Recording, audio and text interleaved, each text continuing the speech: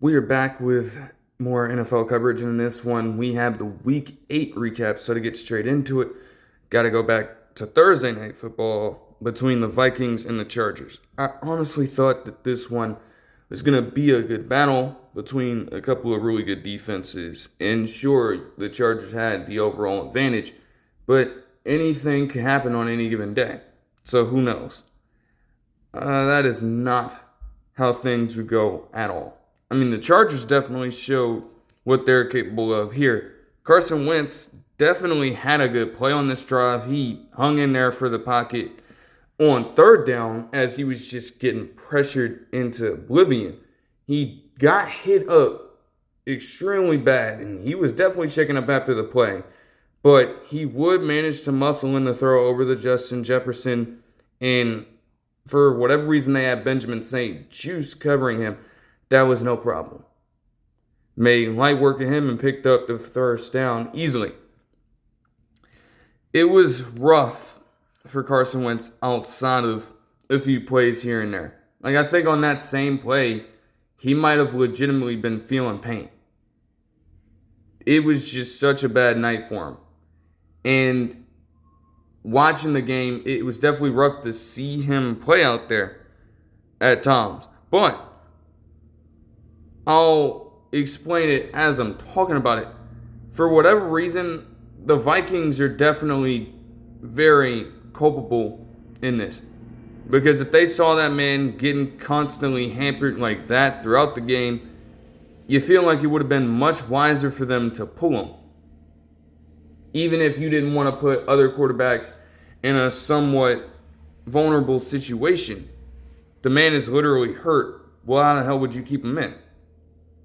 This damn blitz that the Chargers had on a different third down in this drive did him no favors. And as a result, they would punt the ball. Now, the Vikings almost got a very good play for themselves here. Not only did they put the Chargers behind the schedule on this next drive, but they damn near lured Justin Herbert into an interception. Because Josh Metellus had a pretty damn good pressure getting right up in Justin Herbert's face, and the ball was thrown low and accurately. It looked for a second like Isiah Rodgers Sr. got his hands underneath it, and if that call stood, that would have been a touchdown for the Vikings. However, they ruled that he didn't have control of it. It hit the ground, and thus the call would be overturned. Little did the Vikings know that that would be as close as they would get for a while to scoring any kind of touchdown whatsoever. And from there, Herbert just went absolutely crazy from here. He was stepping up in the pocket and just making some cash money throws. You know he's going to look for Keenan Allen on third down situations, and hell, he would pick up 17 yards smoothly. Then Oronde Gadsden second, as the drive kept on going, continued to contribute. He would have a 13-yard catch here. And in between all that, they ran a pretty good fake on this third down as well, with Lab McConkey sitting right over the middle for an easy first down himself. But with Oronde Gadsden the second putting in this work to start out the drive and then continuing the momentum from the game that he had last week, a career high to this point for him, he decided, hey, he's just going to continue routing up the defense, and he got himself into the end zone to start off the action for the Chargers here. The Vikings would not, I tell you, man, it was difficult. Carson Wentz was just getting pummeled in the backfield, and I think at multiple points in this game, that man was truly getting fucked up back there, and he was feeling it. Like, he was consistently grabbing for his arm or trying to hold it gingerly as he continued to touch the ground. And I think a play specifically put it best. Like, they constantly showed that he had some sort of brace over his left shoulder or his non-throwing shoulder, because that must have gotten banged up in the last game versus the Eagles, and you could tell that he suffered that injury then. But if you knew that was going to be a hindrance, why if you saw him potentially re-aggravated, would you continue to keep him in the ball game, knowing that he's going through rough shit right now? It doesn't make any sense. They would go 3 and out, and the Chargers would manage to get the ball back themselves. Man, Justin Herbert has, to this point, led all quarterbacks in terms of scramble yardage, and that would not change. Like, he's now beginning to master the art of climbing the pocket to run the football. And yet, every single time this happened, I mean, he picked up 24 yards on scrambles on these last couple plays on this drive, and yet they still made the decision to not put a spot on him. Good luck with that. But little did they know it would be Kimani Vidal filling in for both Amari and Hampton and Najee Harris, who are both out with injury at this point, to score the touchdown. The Vikings would at least get some progress here. Justin Jefferson is still inevitable. He continued to do what he does best, just routing up the competition. But after a little while, they would be stopped, and you would have Will Reichard have to kick a 54-yard field goal, which he would make. They are so lucky to have him, by the way. The Chargers would have a great start to their drive, hitting Oronde Gadsden II deep as hell for a 40-yard gain. But it nearly all went left after that.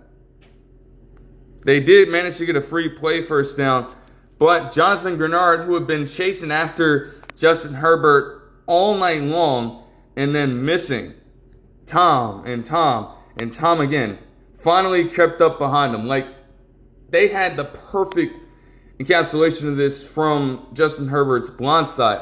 That man was hauling ass over there, trying his absolute hardest to catch him off guard. And hey, he would get him. That set the tone for the rest of this drive. And the Chargers could not manage to get any yards back on the next few downs. Cam Dicker would usually make these kicks. He did miss this one. Can't really put that against him. That's so rare that it's like, okay, I guess you can have that. And yet still, the Vikings couldn't do anything with it themselves.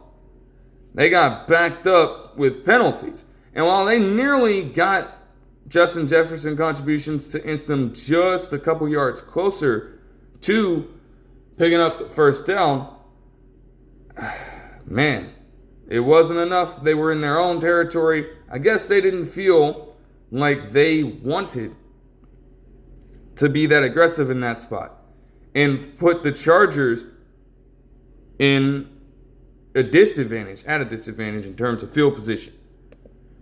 Chargers themselves wouldn't care about that, though.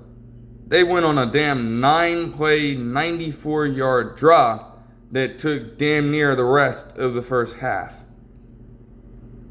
It was just a combination of, again, timely pass completions from Justin Herbert and him continuing to carve up the Vikings defense, surprisingly, on the ground. They just refused to account for him for whatever reason, and he made them pay.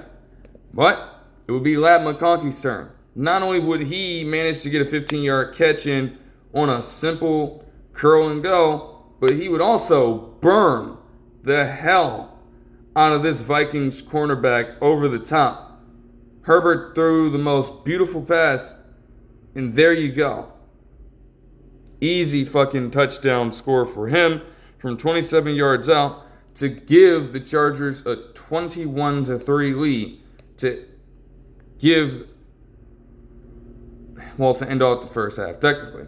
The Vikings did have another drive, and while they did have a promising start to it, Justin Jefferson also managed to pick up 17 yards on this play, and he would get himself in some pretty good historical territory, becoming the second fastest wide receiver in NFL history to reach 8,000 yards.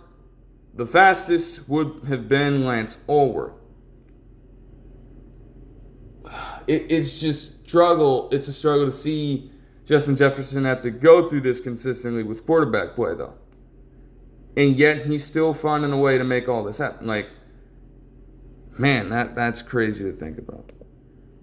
And the Vikings would promptly have Will Reichard miss this field goal, unfortunately. So the score remained the same, and the Chargers got the ball in the second half. From right there, they really could have put the game on ice if it wasn't already put on ice with the way that they'd been guarding up Carson Wentz to this point. Kimani Vidal started toting the hell out of the rock here, and eventually he would be put behind schedule, but still, for him to have to get his number called at this point in the season and step up in this game was definitely monumental to the Chargers' success in this game. But with them being backed up, and with the Vikings defense still being relatively intact, they would manage to get a good stop on the Chargers to prevent the full momentum from breaking through, just holding a 3-possession lead here. Maybe if the Vikings shorten up the lead on this drive, they've got themselves a fighting chance, and that would not happen. I mean, they did manage to get a first down after giving the ball to Aaron Jones Sr. out of the backfield. But, again, they got on Carson Wentz's ass all night long. Khalil Mack actually forced a sack fumble. And while Carson Wentz himself would recover it, it didn't come without a cost, unfortunately. They would punt. They would also get bailed out in something that I did not see because the game was that bad. So I figure I'm just going to go ahead and do some other stuff, catch up on some other things. Tell me why they managed to force an interception with Josh Metellus here. And that gave them a short field to work with. They still had to work for it. But penalties on go-to-go situations would be the Chargers' undoing here. And with a reset down, they would manage to get a score with Carson Wentz actually having a clean pocket for one of the few times in this game and getting a crossing route over to Jordan Addison from 4 yards out. While that would shorten it up, did that really help the Vikings? Would it come to help them? No. Kimani Vidal continued to be a force on the ground, getting back-to-back runs of 18 and 21 yards, doing exactly what he did best and what he was kind of known for at Troy, just bowling right through defenders like it's nothing. Like, he's not a guy that's going to blow you away with fucking juke moves or anything like that. That man is a pure north-south runner. And he put that on full display in this game. It would have Jarrett Patterson take the load off a little bit before eventually getting into go-to-go territory and having Trey Harris III, the rookie out of Ole Miss, getting his NFL touchdown catch in.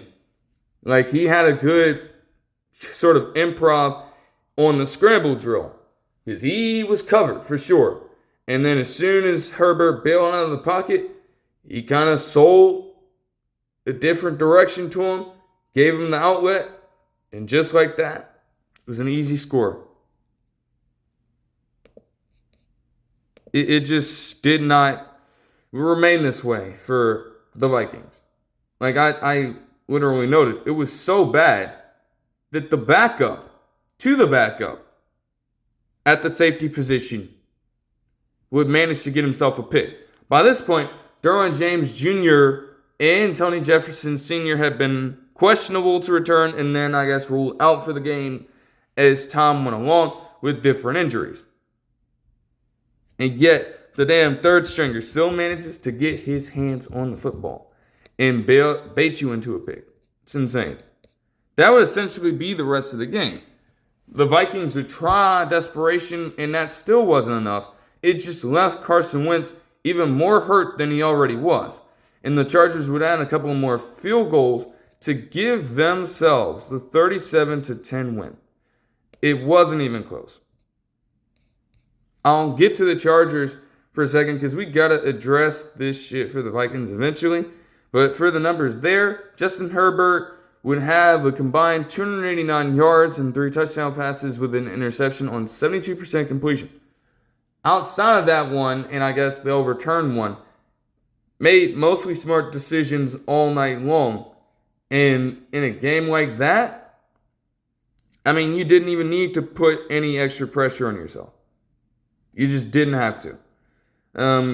Manny Vidal would have 24 total touches for 127 total yards, including 117 rushing, and a rushing touchdown. Lat McConkey would have 6 receptions for 88 yards and a touchdown.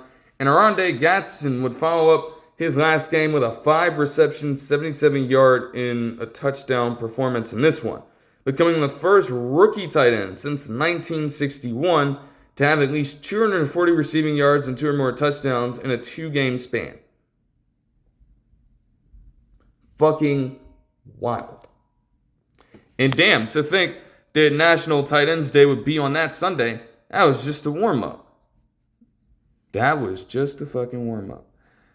Man, oh man. Alright, as for the Vikings, yeah, the numbers are going to be bad when you think about it. 144 yards passing for Carson Wentz on 55.6% completion, a touchdown, and an interception. They look as bad as they sound. But there's context. Not all of it was his fault. For one, again, that line was getting eaten alive by that Chargers unit. There's no way around it.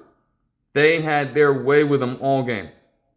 And it felt like there was nothing that the Vikings could even remotely do about it, unfortunately.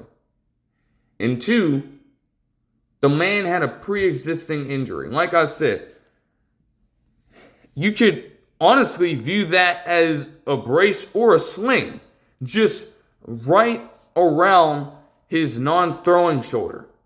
And yeah, he could still throw the ball, but every single time he would get pummeled into the ground, that arm, that shoulder would have the same impact here. And it would damn near bring that man to tears. Like, I don't view this as him trying to soldier through it. I view this as the Vikings just being incredibly stubborn and unwilling to pull that man from the game when he's showing you that he's not in right condition to play. And what do you know?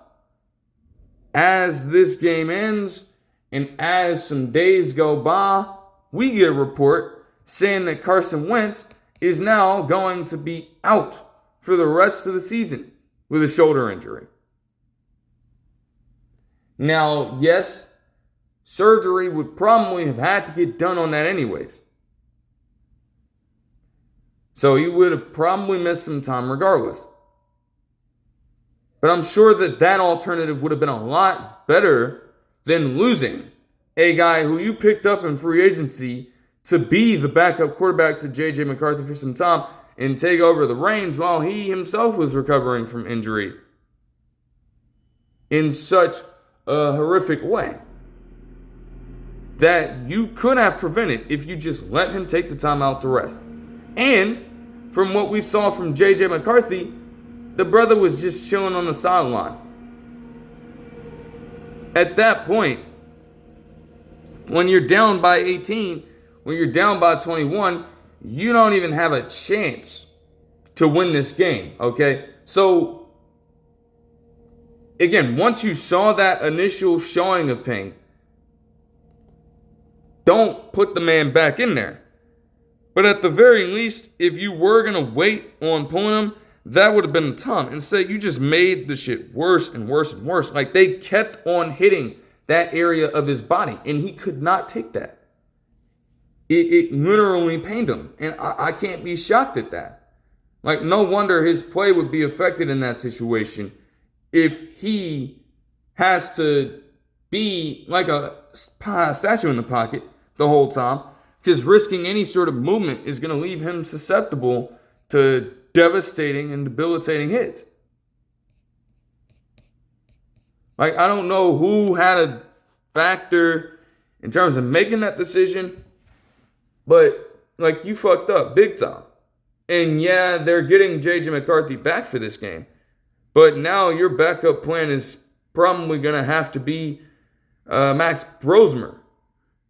And I don't think that's the way you wanted things to be, but you fucking did it to yourself by running Carson Wentz right into the fucking dirt in this game and leaving him out to be slaughtered by that defense relentlessly. You thought they were just going to take it easy on him because he had a slinger in his arm? No. They got a job to do, man. And your job in that situation would be to put your players in the best positions possible to win the game. You know your offensive line isn't that strong. So again, to keep him in there for that long-ass time, knowing that eventually they ain't going to be able to hold up, like, that is just a fucking atrocious mistake, man. I mean, straight up, bro. Justin Jefferson has 7 receptions for 74 yards in this game as well. And not a lot of other people really got active. But credit to a couple defenders here is Blake Cashman and Eric Wilson, the long-time Viking himself, even though this is his second stint technically, would both have 10-plus tackles in this game and a TFL each. Grenard, for what it's worth, also had 3 TFLs in this game. But that still did not put them in the best position to win. Not even close. Moving on to the Packers versus Steelers. I watched a little bit of the pregame, and this man, Aaron Rodgers, was in a candid interview talking about he was just happy to play on Sunday Night Football. No, you weren't, nigga. No, you weren't. You knew that you were coming into this game at home in Pittsburgh with a mission to go out there and not only beat the hell out of the Packers and get your revenge in this game, but also with this win, potentially, become one of just few quarterbacks in NFL history to beat all 32 franchises.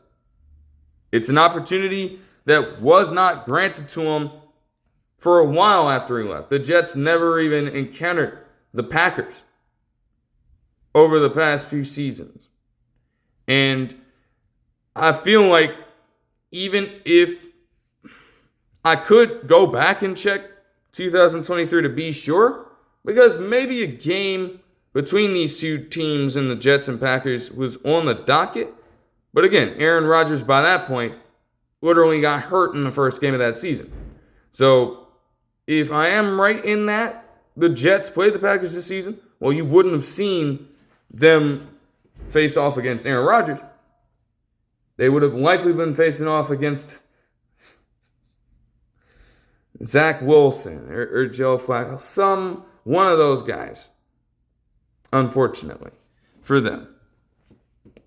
But hey, Jordan Love had a little something to prove himself. I'm sure he was hearing a lot of different outside chatter talking about him needing to win this game to show the Packers brass that they made the right decision in moving on from Aaron Rodgers when they did.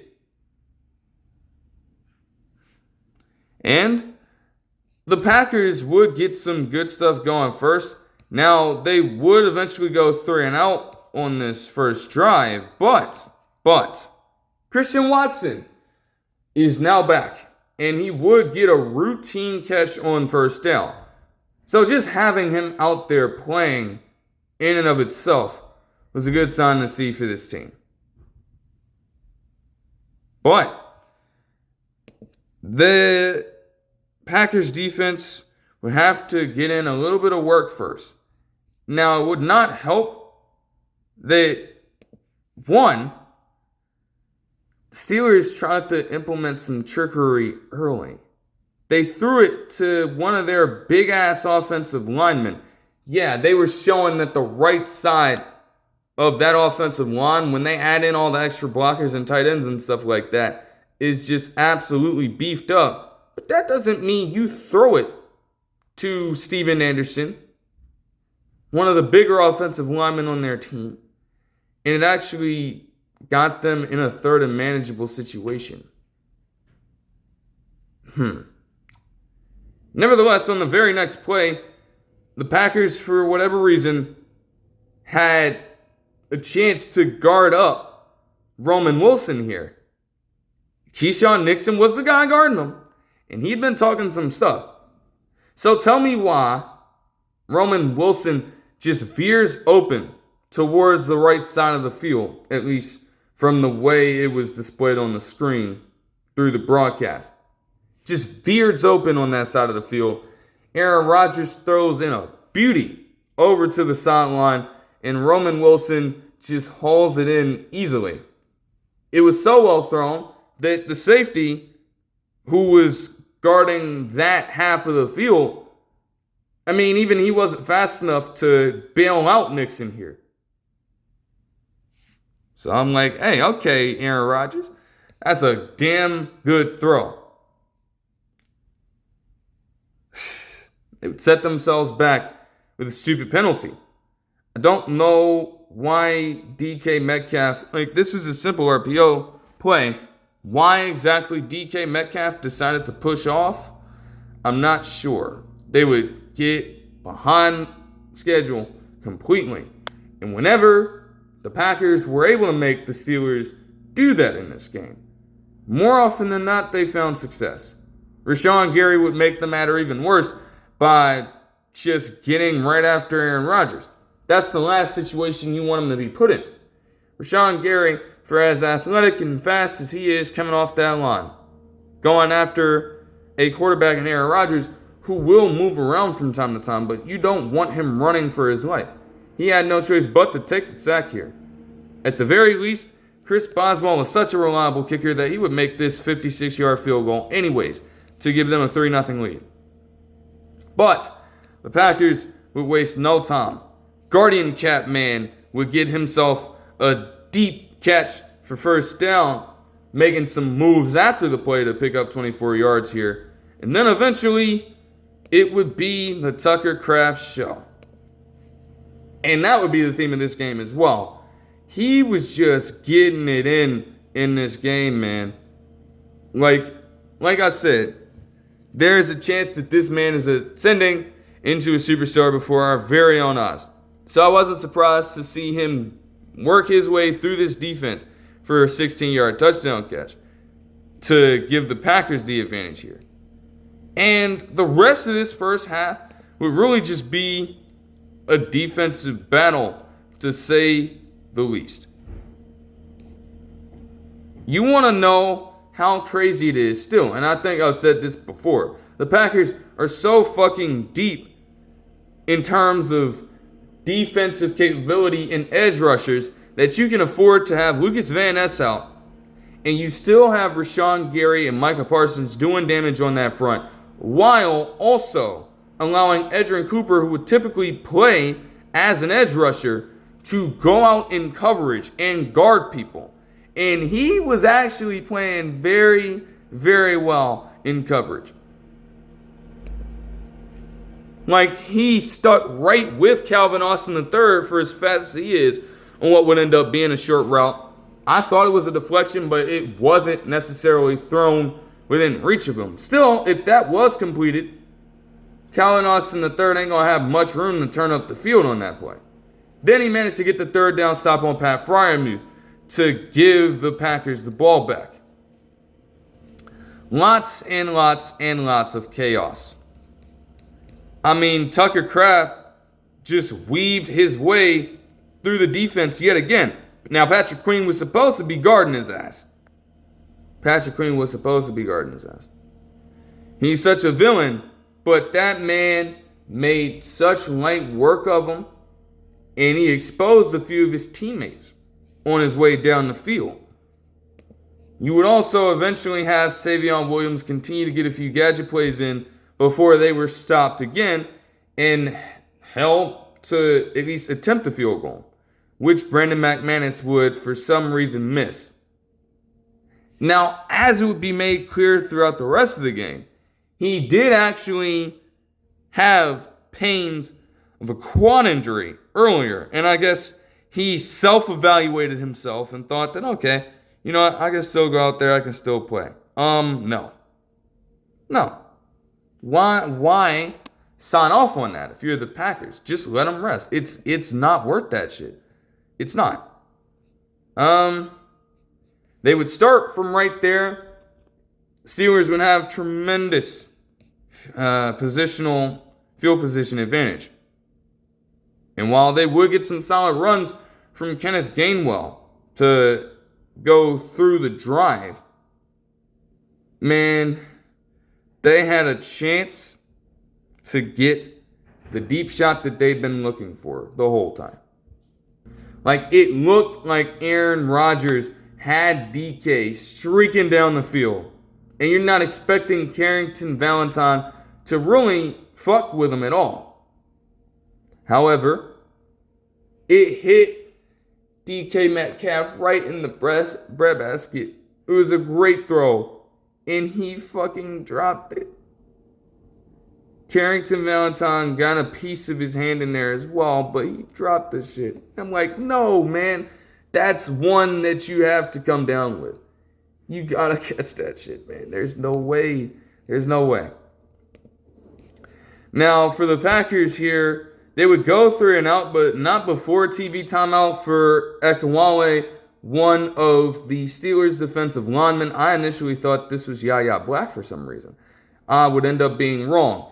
He fucked up his knee. He stepped on somebody accidentally, I think.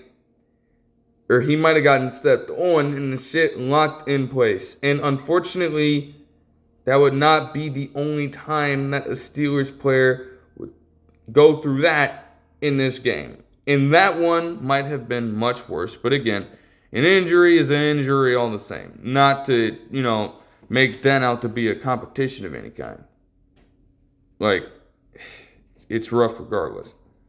The Steelers would manage to get the ball back after this.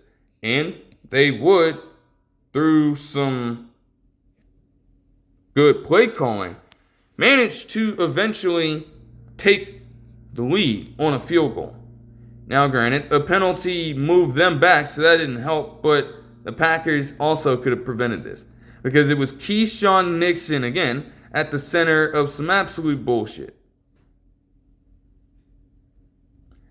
Like, for this man to constantly talk that, and yet on this 3rd down early in the drive, bro, Evan Williams made a great play, a great deflection to leap up over the middle and deflect the pass that was intended for DK Metcalf, who was open on that play. He was open over the middle, and he got Scott up for the deflection. Great defensive play. That was overruled because this man Nixon decided to grab the living shit out of Calvin Austin III. I'm like, damn, yo, come on, man. What are you doing? Like, there's no reason to engage with him like that. Throw's not even headed your way, and you're fucking playing that game, man. Like, come on. The Steelers would take even more advantage by forcing the 3 and out. And from there, man, they just got right to work. It would be the Jaylen Warren and Kenneth Gainwell show for quite a while. And man, you want to know how crazy this shit is from Jaylen Warren? They were mentioning that this man was working on drills to get slow feet and muscle through tough yardage by doing workouts on those things in Hawaii, training for the fucking jump and sharp cuts on the field through some of the thickest surfaces in that area. That man was legitimately in water mixed with mud, picking up his feet and doing drills. And I'm like, at that point, you know what? That explains a whole hell of a lot. Hey, you got to get creative sometimes in terms of training to get your body right and to get your skills up and better. And man, when you see Jaylen Warren run that football, honestly, now knowing that this is something he's been working on, it makes all the more sense as to why he's found some success. Because it's like, damn, like who else? I'm sure there are other people who try, but man, you gotta You gotta love that kind of dedication. Anyways, they would continue to run Jaylen Warren down the field, but it would eventually be DK Metcalf to redeem himself. I mean, both of these plays, both of them, saw him muscle up and just baby the living shit out of Keion Nixon. We talking about a simple route with him just muscling for extra yardage. And then in this goal-to-go situation, Nixon tried to press up, just beat him easily with a slant, got the leverage, and got the touchdown.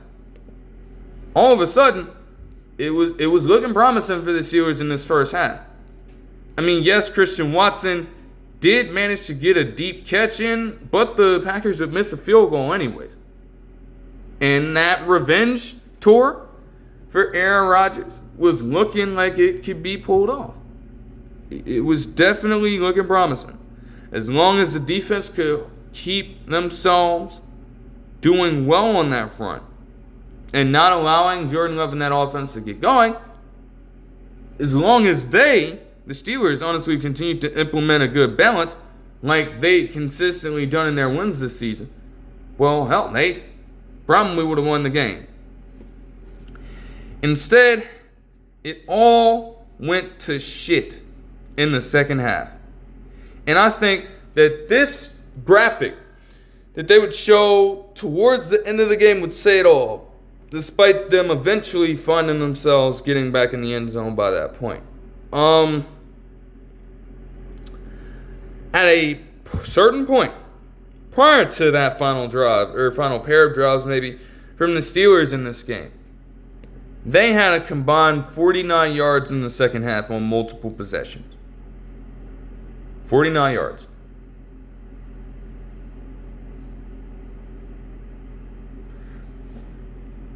And again, you start off right here with this 3 and out. That was essentially the theme of the game. They also managed at a later point in the game to get their first fumble of the season, surprisingly. But by that point, they had already allowed that Packers offense to take over completely. And it's not like they were going on some short drives here, aside from what would follow after that fumble recovery by their defense. I mean, this drive, for example, saw them go 90 yards on non-plays in around 5 minutes. Now, this Tucker Kraft catch would be devastating in more ways than one. He absolutely routed the fuck out of that defense. He did. The play was broken down, and he eventually found an open spot, got the ball, hold it in, and then just weaved through the defense with ease. Like, it was legitimately a fucking ball. And he was open. He worked himself right past DeShon Elliott. And from there, the entire defense was just on a chase after him. He made a few people miss, and he just had the clear advantage the whole way. It would take multiple people to bring him down eventually, but that would happen. And then the worst part of this thing took place. Because DeShon Elliott, as he was tackling him, essentially got caught under Tucker Kraft, more so his leg. And again, in the same way, maybe even worse compared to Ekalale, his damn knee locked in fucking place. And they fucking showed it. It was horrible. He couldn't even get up. They had to, he couldn't walk off the field on his own power. They had to help him off.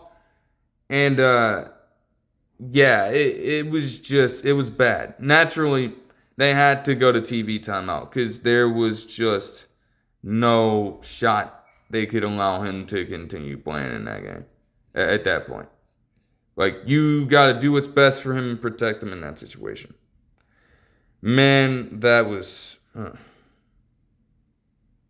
was just horrible to watch. The Packers, though, afterwards, would continue to drive forward.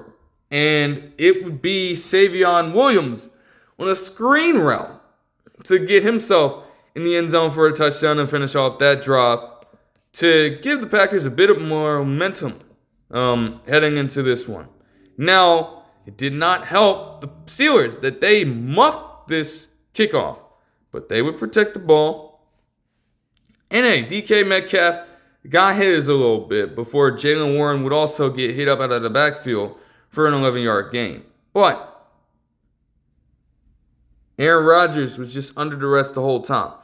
I understood that this was not a fumble right here, even though they initially ruled it that. You could see that Aaron Rodgers on this first down had full control of the ball even as he was being tackled. And he just chucked it forward to the nearest receiver in the area. That is your standard incomplete pass. And, hey, that just set the tone for how the rest of the drive was going to go. They didn't move the ball from that point. But again, Chris Boswell has been way too reliable for this team, way too many times to count it, in fact. And he would bang in the field goal to give them a 5-point lead. But the Steelers' defense still had to protect it.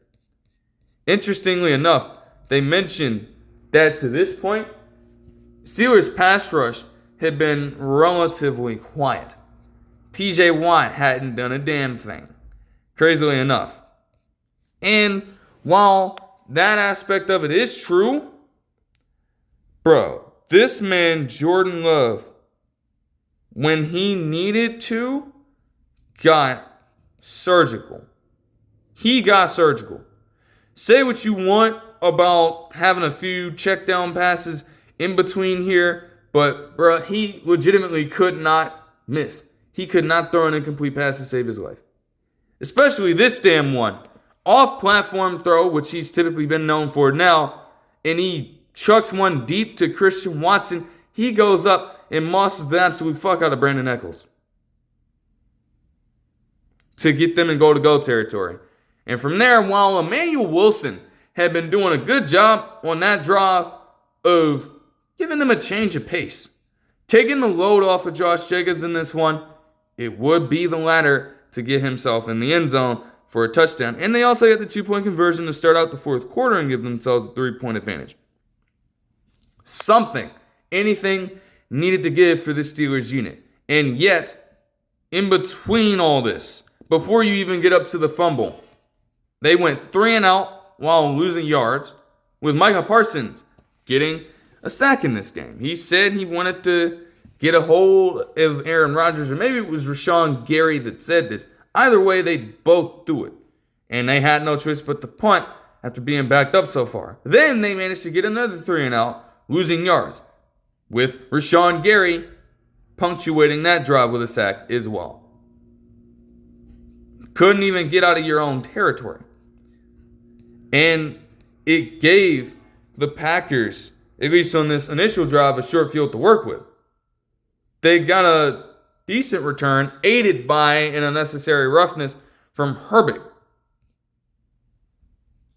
And Emmanuel Wilson and Tucker Kraft just handled their business. Like, literally, all 4 of these plays involved them getting a touch in some fashion.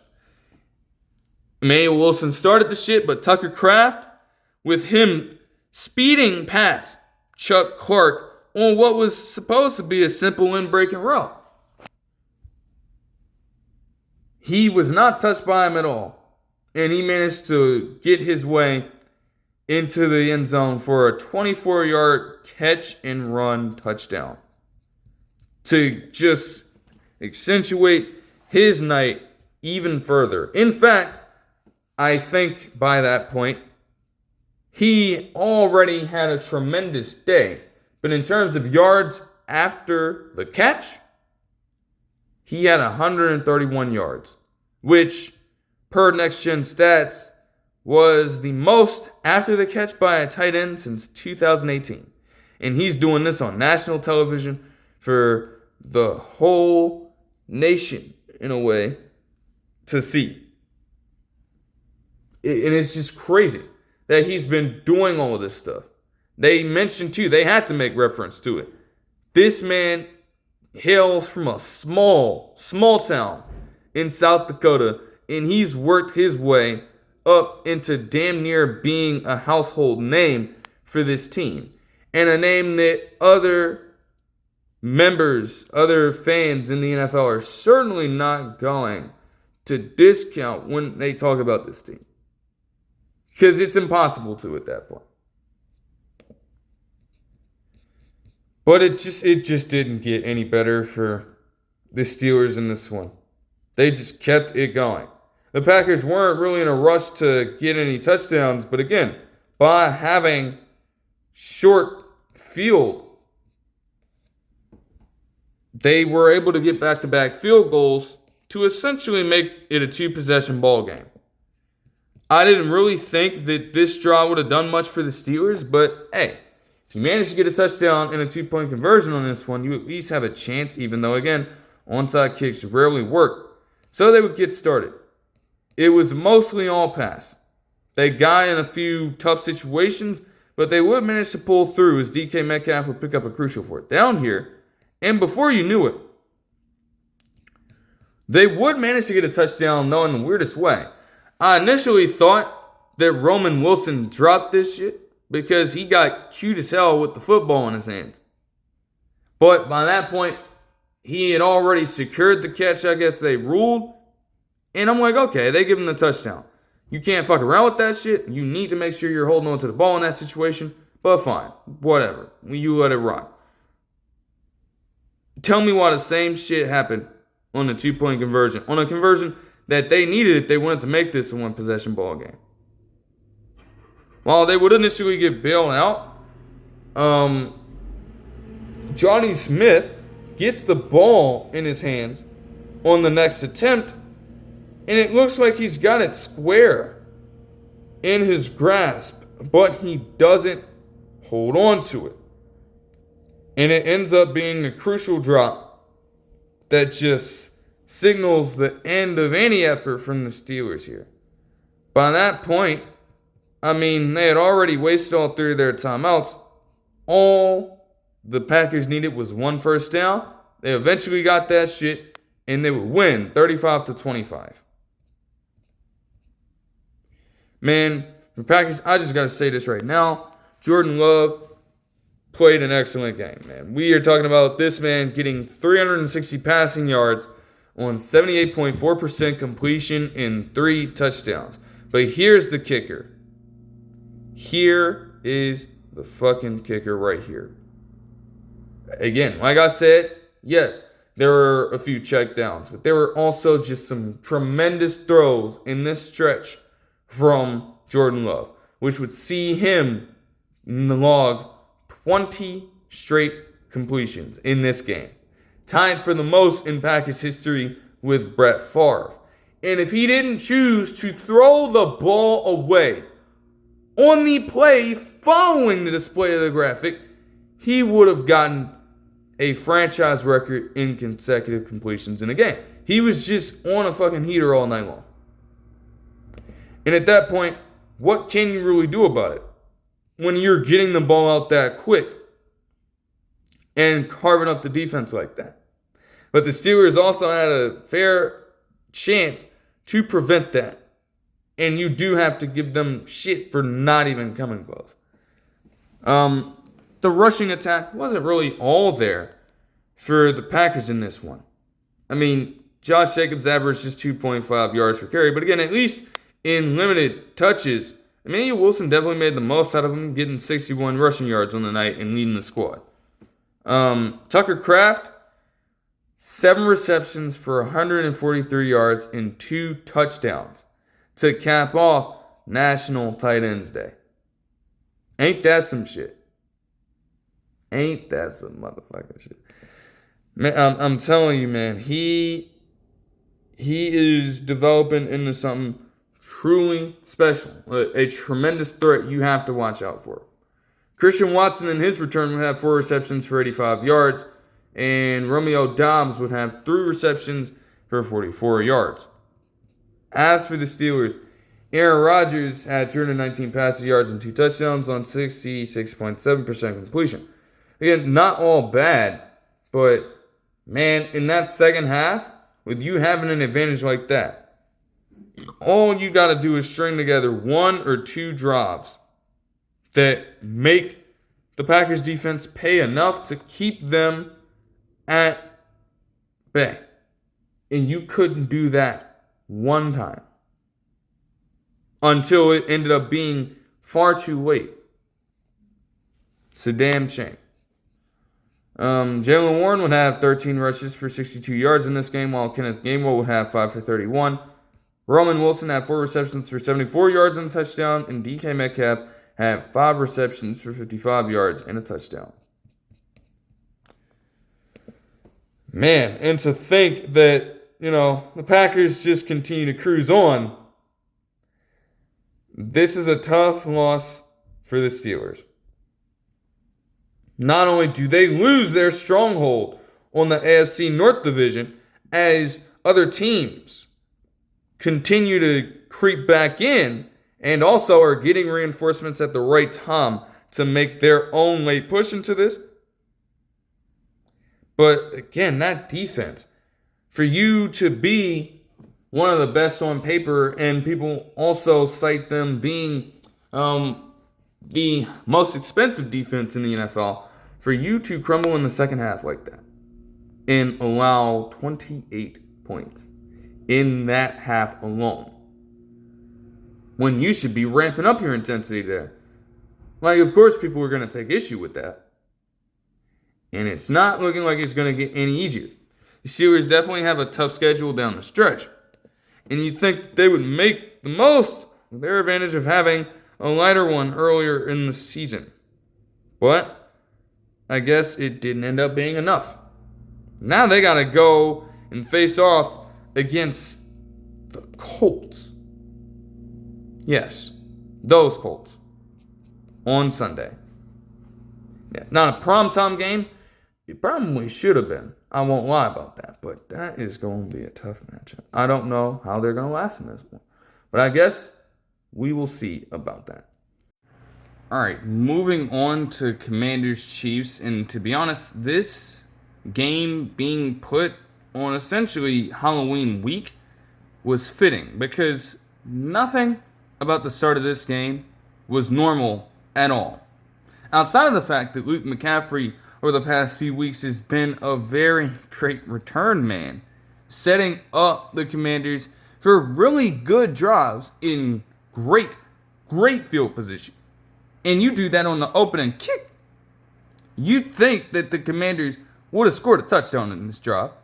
And credit to them, they were driving. Deebo Samuel Sr. was stiff-arming niggas out here. And in fact, that was happening so early. I'm like, some personal had to have happened there for him to resort to that stuff. But you also had Marcus Mariota taking advantage of the fact that somehow, some way, even at his older age, and even with having gray hairs, like, bro, they have put that man through some shit since he's been in the NFL. I'm going to tell you right now. But he's still got enough athleticism to hang with anybody. And he picked up a first down, getting a damn powerful sweep over to the left side of the line and running right through that defense for that game. They were in Kansas City territory, deeper in their red zone, in fact, and yet Deebo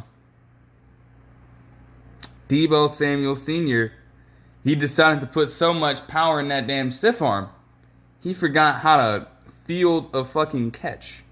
The man is literally set up for an RPO screen, and as it's literally being thrown in his direction, straight to his face, he's holding up his hands, but he gets distracted.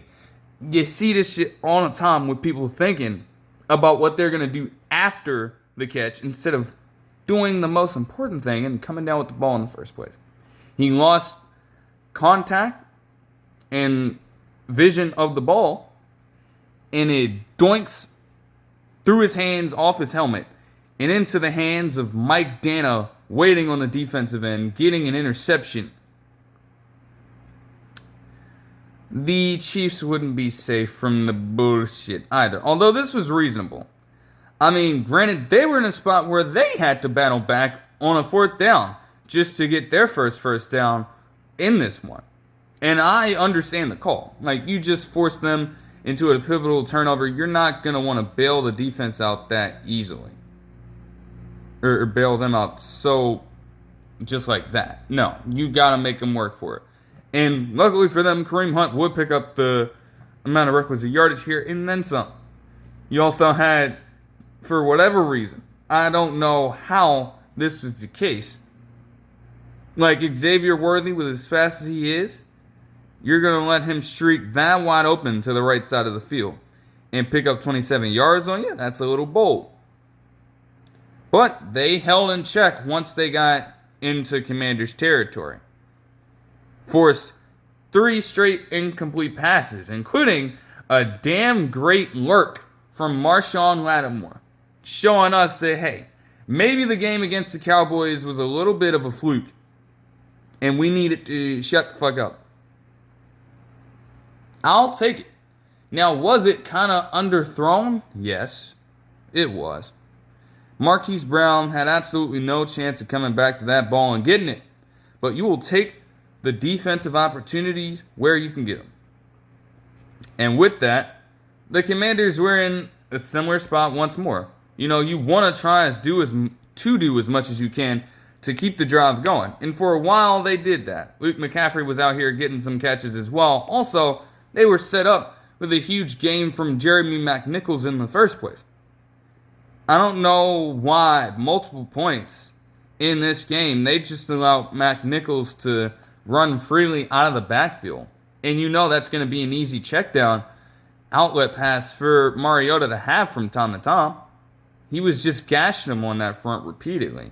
Now, they did shore up on that later on, but it definitely hurt them here.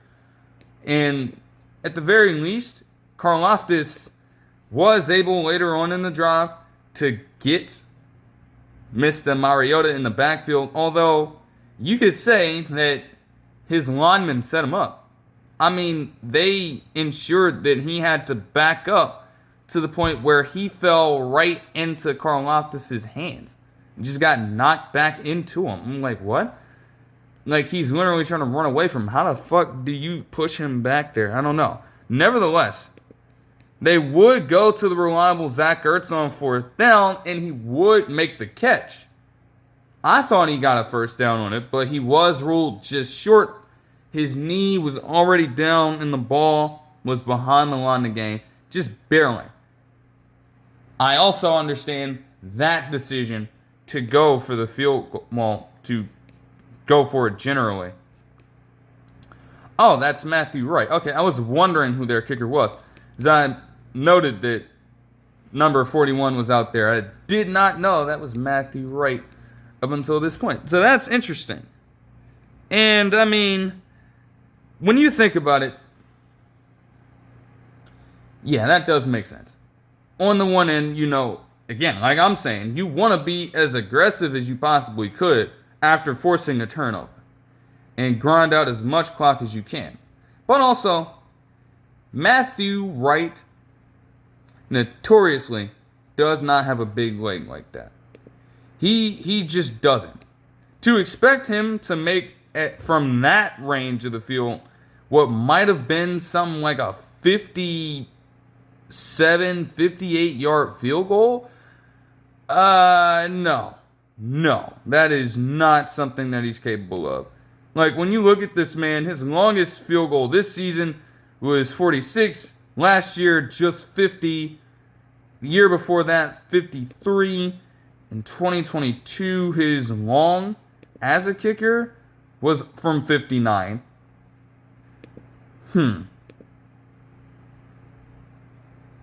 His long then in 2021 was 56. In 2020, it was 46. And in 2019, it was 49. Okay. So that kind of disproves what I'm saying then. Like, he definitely made 55-plus yarders before, but it's been some years since that has happened. And you're expecting him to do that. No, I don't know how likely that would be at this point. So, I guess. But, either way you slice it, that decision would probably come back to haunt them a little bit. You could definitely bet bet your ass that it did. Man. I mean, I guess in any normal context, it would have. Only, the Chiefs. Oh man, some of the Mahomes fans and I guess all the analysts that just completely ride Mahomes' coattails had a rough time covering this one. In any normal context, a team would make them pay for being that bold. And while they would get a little bit of a drive going, even though this one wasn't Patrick Mahomes' fault, for the very first time in his career, he had turnovers on his first 2 opening possessions. This one was just ridiculous, though. It wasn't his fault, but it's going to count against Mahomes, obviously. He throws it right in Travis Kelce's direction. Has his hands up. And I guess because he doesn't put the right amount of grip on it, he just lets the ball go right through his hands, and it tips up, and he quite literally allows Bobby Wagner to just play center field behind him. He's waiting for that ball to drop, and it gets right in his hands for possibly the easiest interception of his NFL career. I mean, you can't make that up. You can't. Just the freakiest shit imaginable. And again, that's a golden opportunity for the Commanders to respond and get some points of their own. Only, even though they would hit up John Bates somehow for 22 yards, that would not happen. That would not happen. Marcus Mariota just got absolutely pressured. You know Spagnuolo is going to send that pressure on pivotal 3rd and 4th downs. That's his calling card. And yet, it was so damn effective. But I still think Mariota just overdid this. Like, that man, Terry McLaurin, was running some kind of shorter post route, possibly an in-breaker, and the man throws the ball all the way down the field, with no one in the area at all. I'm like, what the fuck was that man thinking about? Just a missed opportunity upon missed opportunity for both teams. Even with all these turnovers, weird turnovers, in fact, being forced. It's crazy. But something would finally give, and the Chiefs would get together a solid drive. For whatever reason, I'm not sure who Owens is on this particular Commanders team, but they decided to let him step in and guard Travis Kelce. Big mistake. We get back-to-back games of massive first downs, including a 31-yard catch down the right side of the field, just barreling his way down there. And it would be the run. Rashee Rice would initially get in the end zone, but he was ruled just short, though Kareem Hunt would kick down the door anyways and open the scoring at more than the midway point of the second quarter. The Commanders, in the weirdest way imaginable, would respond. Sinat would get a 22-yard catch on this drive, and once again, on 3rd down, when push came to shove, Mariota would look for Mac Nichols out of the backfield repeatedly, and he picked up crazy gains as a receiving back on multiple occasions here. They got stumped for 3rd and long on this drive, but that was almost no problem. Mariota kind of volleyballed this thing to the point where Terry McLaurin was very nearly about to run out of bounds. But one way or another, the ball happened to be thrown accurately, and McLaurin slowed up just enough to haul in a tip-toe catch, just making that look effortless for not only what would be his first catch of the game, I believe, but also a touchdown in his return. That would even up the game. And even though this first half was ugly for both sides, if you're the Commanders, you definitely had to be happy with where you were at. Being as competitive in this game as you possibly could have been without having Jaden Daniels on that sideline. But things would change very drastically. It was all Chiefs in the second half. It was all Chiefs. All the way. I mean, this damn first drive, for crying out loud, was a pretty substantial one to open up the quarter, and it gave the Chiefs instant momentum right there. Now, penalties certainly hurt them early, but you had Kelce break free for another huge gain down the field, and that would eventually set them up to continue to convert fourth downs. Like, this incompletion was tough, no problem. We can trust Kareem Hunt to get us 2 yards, and he got that touchdown to give them a 7-point lead. The Commanders were not really heard from again. They would punt this ball, and then the Chiefs would get another long, sustainable drive going. Juju Smith-Schuster would get himself a nice gain here, and it nearly went back to Washington's side, although Rashee Rice would recover this fumble on the initial Darnell Savage Jr. punch-out, which was a good play by him. But his reflexes were quick enough to recover. And then we'd see some history. Kelce literally boxes out Darnell Savage Jr. on this route. He kind of improvises it at the last minute, but before you know it, he's out of position, and Kelce manages to get himself a touchdown catch in this game from 10 yards out, setting a tie for the all-time record for touchdowns as a Chief by a player with none other than former running back Priest Holmes, who is definitely revered in that organization. And it is only a matter of time before he surpasses that.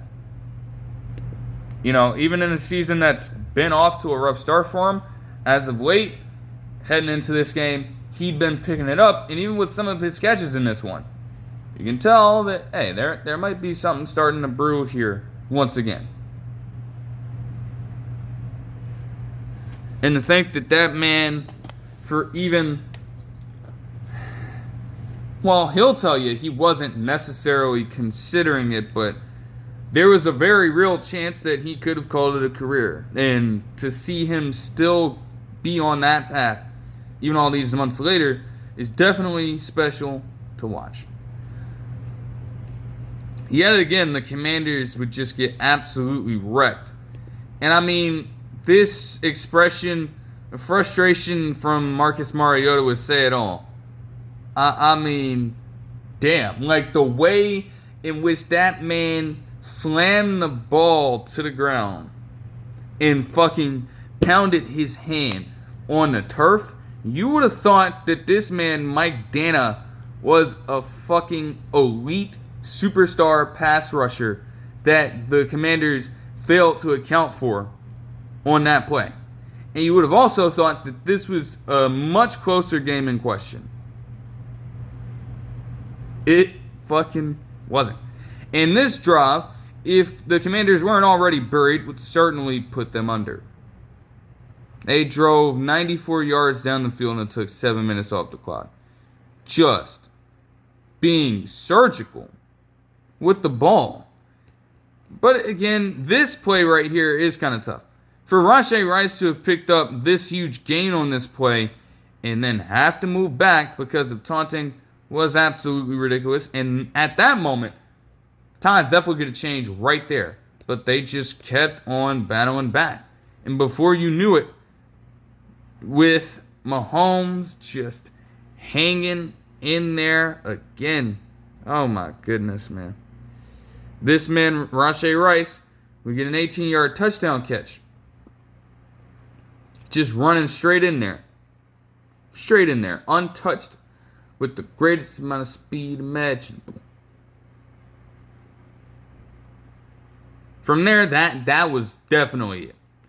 You took up damn near half the fourth quarter. You're already up by 3 possessions.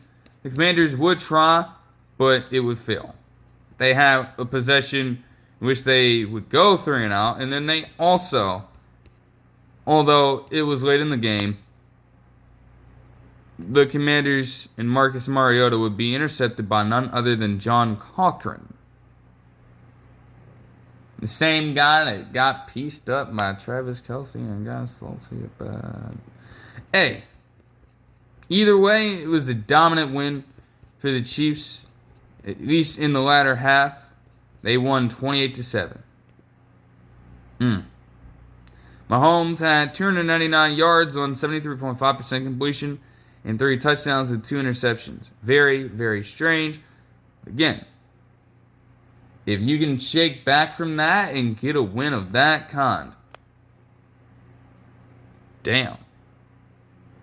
The Chiefs, they're looking very promising. It was definitely a rough start to the season, but they are picking it back up. You can tell. It's just how consistent they've been over the years. Even if you think for a second that they're down and out, they just aren't. Like, they are going to consistently be a threat, man.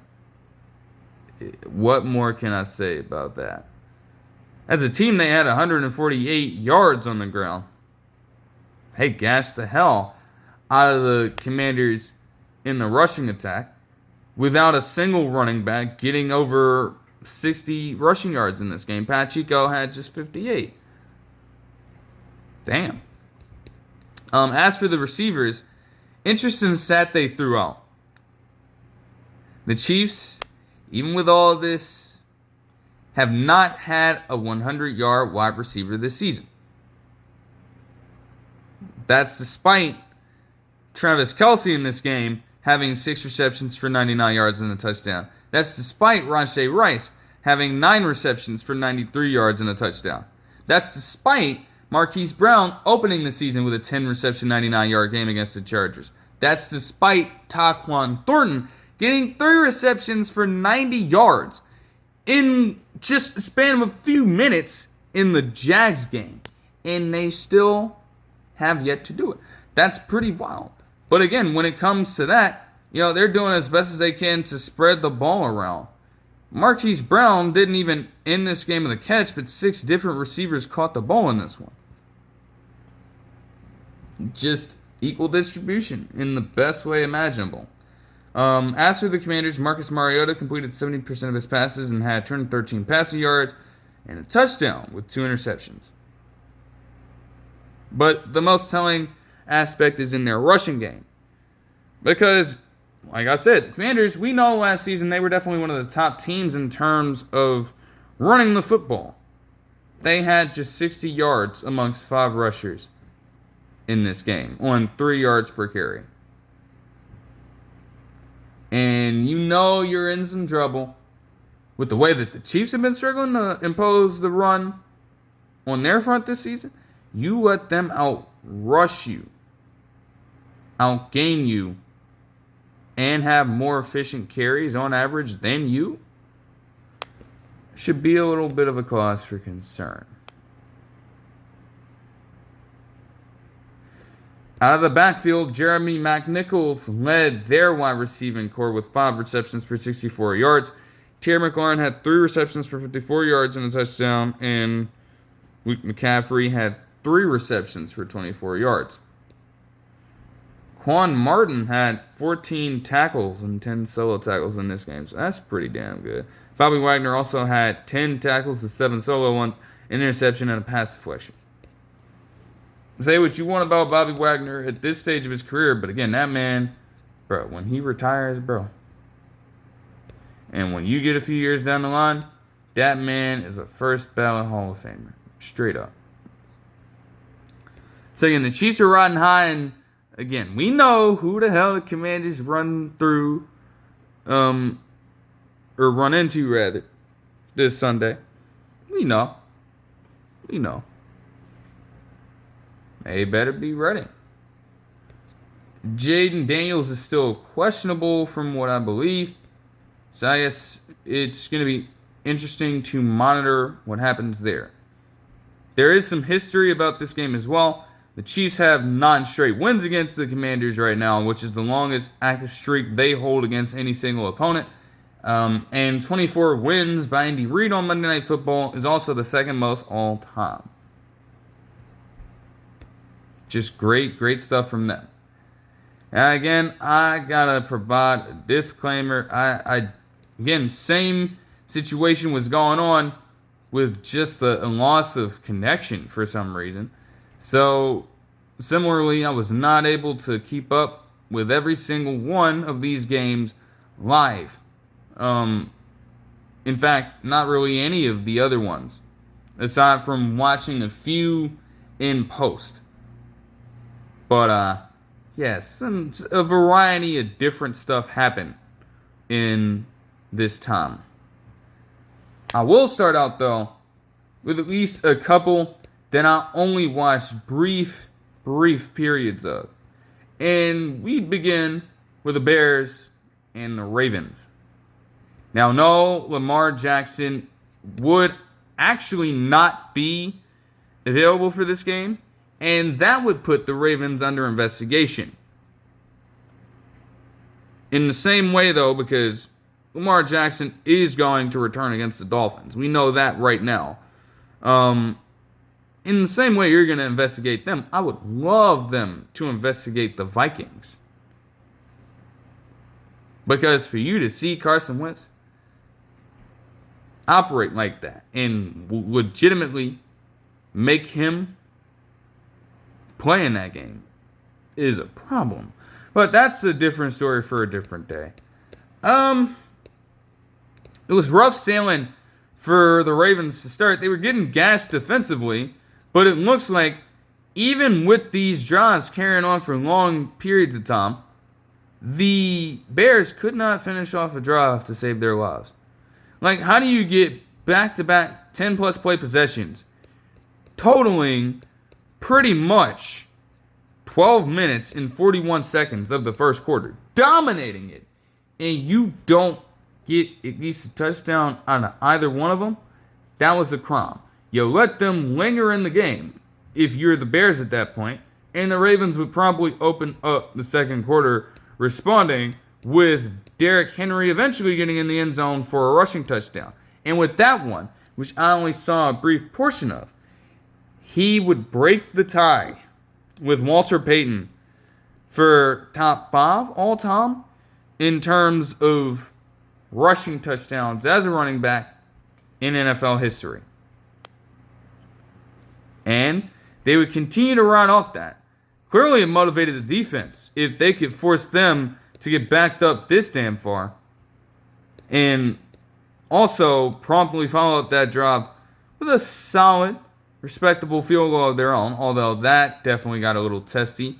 You had Mark Andrews fumble the ball out of bounds. And again, I kept hearing repeatedly different shit about Ravens players fumbling the ball, getting close to fumbling the ball, and it's like, damn, just at least nothing really got that on a hand. But like, yo, protect the fucking ball. Don't even give your fans a scare like that. Seriously, there's no point of it.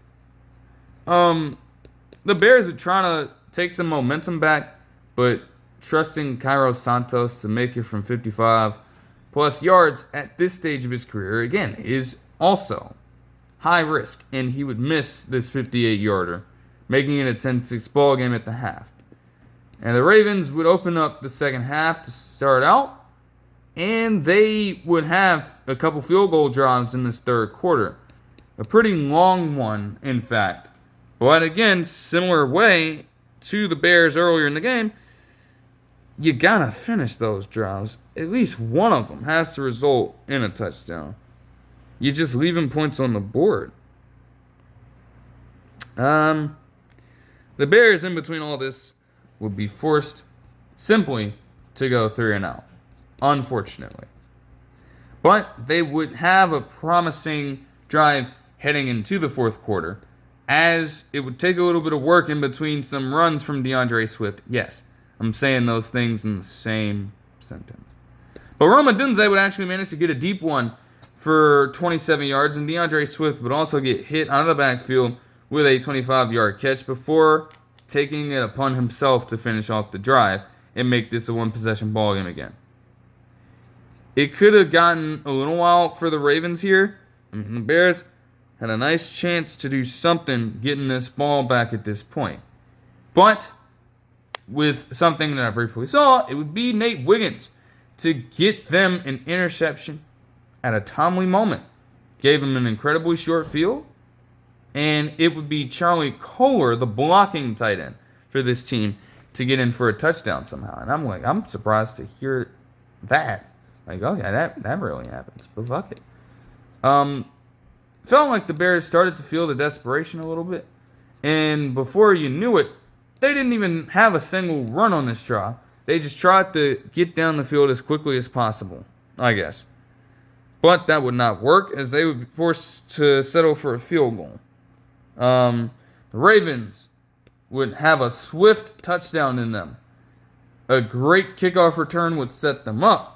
But you would also have DeAndre Hopkins pick up a crucial first down on this draw. They got Keaton Mitchell, their backup, to the backup in the game, and he started giving them a few good runs. Still, we all know whose team it is in terms of running backs. Derrick Henry would get himself a 2-yard rushing touchdown again, to give himself 112 touchdowns, and cap off the scoring in the game 30-16. Though not without effort from the Bears, they did try in the last minute to get one, but Caleb Williams apparently whiffed this damn pass over to DJ Moore, and promptly they didn't come away with a damn thing. Now, as for the numbers, Tyler Huntley completed 77.3% of his passes for 186 yards and a touchdown. I'm shocked he was that accurate in that game. Seriously, consider me surprised, bro. I don't even know what to say about that.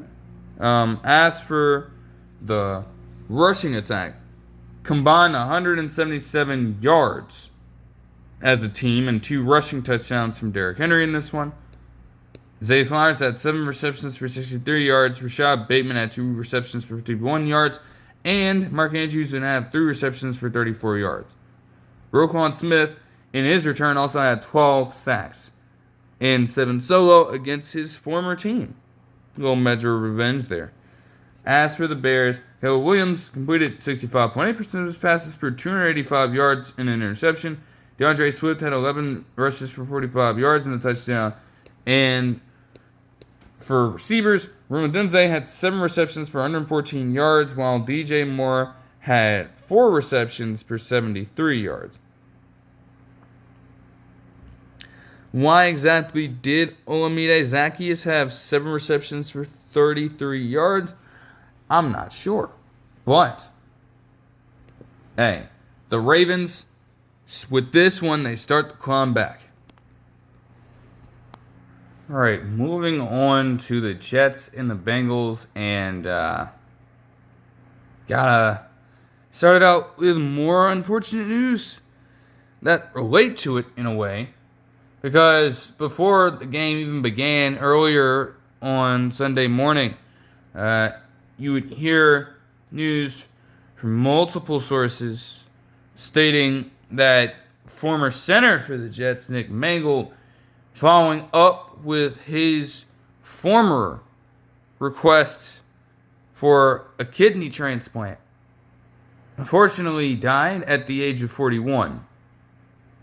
And again, I know when I was addressing that specific request that he put out, that statement, I was essentially saying that there's no real way to gauge just how much time he may truly have left. So it would be urgent to find somebody in some fashion to help.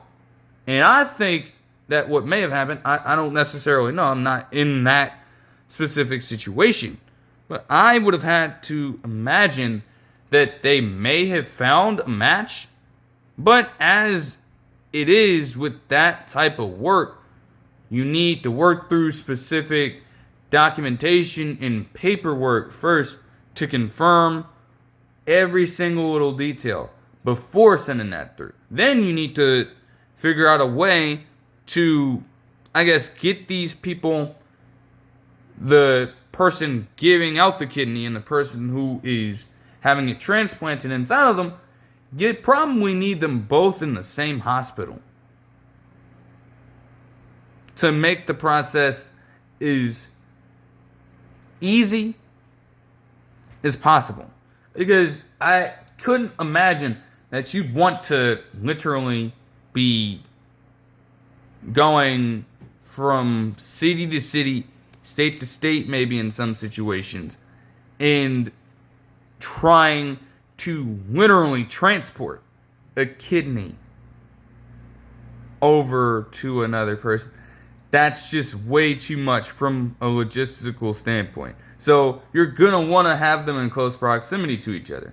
I feel like they were trying to sort all those things out, and unfortunately, they could not get that together in time. Just truly a sad one. For, again, all parties involved, those who are obviously relatives of his, loved ones of his, who just heard this news about him in just a matter of a little over a week or so. He is no longer with them. Can also have a tremendous impact on the very people who might have been trying to help him in that situation. Not to mention the countless, I guess, pundits, countless fans of the general game and the Jets especially, who have not really had a lot of household names that they can consistently go to within the past decade and some change. Mangold was one of those people. And again, in a way that he's gotten this while playing a center position that isn't typically heralded. You know, they are merely snapping the ball to the quarterback. And we think the quarterback's the most important position on the field. We think that blindside blockers are a bit more valuable. We think that edge rushers are a bit more valuable. And of course, you always have to have your skill positions. And yes, we'll look at the kicker if they miss one. We'll look at the center if there's a bad snap usually. But typically, they start the action for every play. And they tend to get very little credit. But Mangold was able to, in his time as a person as a player, break through that. And it's just unfortunate that this is something that he had to deal with and ultimately could not overcome. Even with the greatest of efforts he tried to put forth. And so, you know, obviously in a situation like that, football's going to be the last thing on your mind. But as I saw other people say, and as I was kind of thinking, I'm like, yes, if you are the Jets at this point, you really don't have anything to lose. But you, for at least one time this season, need to do everything in your power to win a ball game. Not just to shake off being the only winless team in the NFL, but you are doing it to honor this man. You got to put it all on the line. And over the course of the entire game, they would do that. Now, it wasn't the most promising start. I mean, the Bengals were kicking their ass. You know, they got a field goal early on the first drive. They had Joe Flacco get a QB sneak. And while they themselves would get a field goal, that would be followed up with T. Higgins just mossing somebody over the top for a 44-yard touchdown.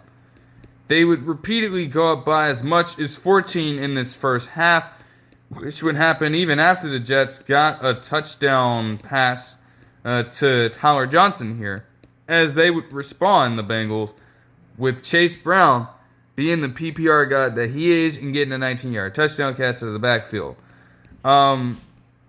It would be a 24-13 ball game at the end of the first half, and while the Jets would inch away at it with a long drive of their own, it took very little time for the Bengals to respond and go up by 15 heading into the fourth quarter, with Samaje Perine getting into the end zone for a touchdown run there from 32 yards out. It's like, I don't know what has been going on with the Jets defense. Like, you'd think that they'd been finding their stride over the past few weeks, and to give up that kind of explosion to the Bengals in this situation is pretty crazy. It put the offense on the offensive. Shit, they had to go out there and make something happen, and they would. Breece Hall will get his first touchdown in this period here, and yet the Jets defense still just failed to show up when they needed to. They allowed them to just push all the way down the field, and it would be Chase Brown to muscle in yet another touchdown run. But Breece Hall would just keep it going. I mean, they kind of got some good work from multiple people here. Justin Fields took it upon himself a few times, and you even had Jeremy Ruckert, the Ohio State man, pick up a fourth down and get some a ton of extra yardage on this one for the first down. Breece Hall will punctuate the drive, getting a clean rushing touchdown over to the right side of the field, making some extra cuts and working the boundary very well to dive in there and get it that way.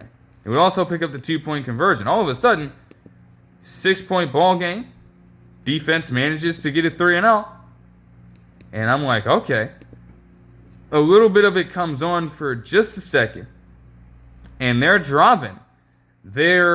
As I'm tracking the early portions of it, they have very great field position now inside Cincinnati's red zone, and they pick up a first down to get in goal-to-go territory. I'm like, okay, what are they talking about right now? They might actually do it. They might actually pull it off. And little did we know they would do it in this fashion. Because they would hand it off, pitch it to Breece Hall, and he would go for a pass. But he pump fakes, he stops, and then he actually throws a pretty damn good ball into the end zone.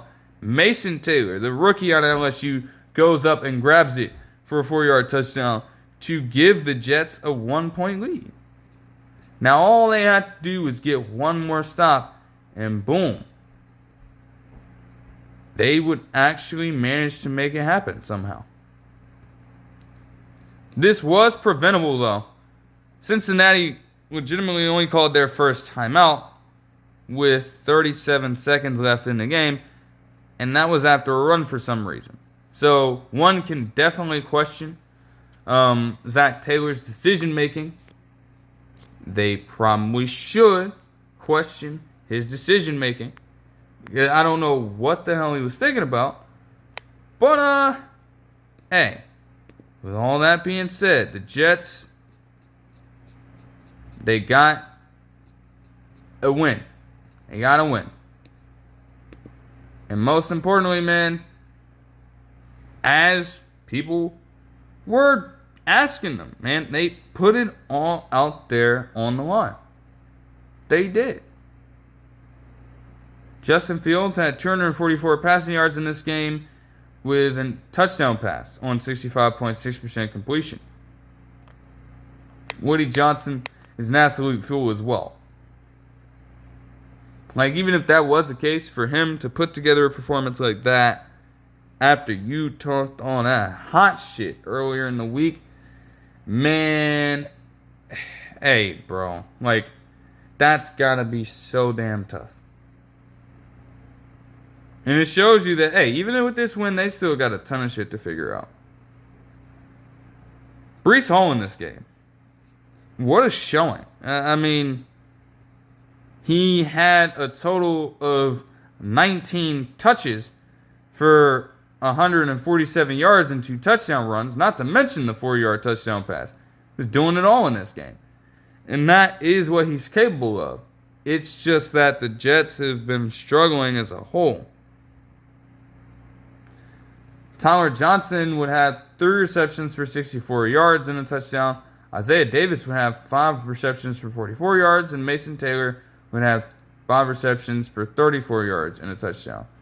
As for the Bengals, Joe Flacco completed 61.8% of his passes for 223 yards and 2 touchdowns, while the Bengals are actually very formidable in the rushing attack themselves, even though they were outgained. 181 rushing yards on damn near 8 yards a carry is nothing to scoff at. And at the very least, the Bengals can say that, hey, over the past few weeks, they have kind of found their stride in terms of being able to run, which is something that, again, they had been one of the worst teams, worst performing teams over the past few years in that aspect of offense. Jamar Chase would have 12 receptions for 91 yards. T. Higgins would have the lone 44-yard touchdown catch. Noah Fant would have 3 receptions for 41 yards. And Chase Brown would have 3 receptions for 32 yards out of the backfield and a touchdown catch as well. All right. Let's see. Moving on briefly to the Bills and the Panthers. There's nothing to really say about this one. The Bills were just too much to handle for Carolina.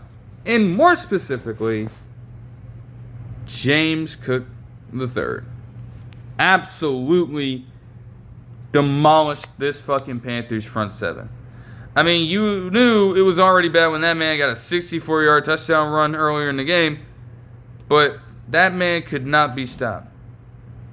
And as a whole, they just continued to churn it. It also didn't help that the Panthers gave up a 54-yard touchdown catch and run to Khalil Shakir, who again continues to excel after the catch as a receiver. Like, literally from the onset, the game was over before it really got underway. What are you going to do about that?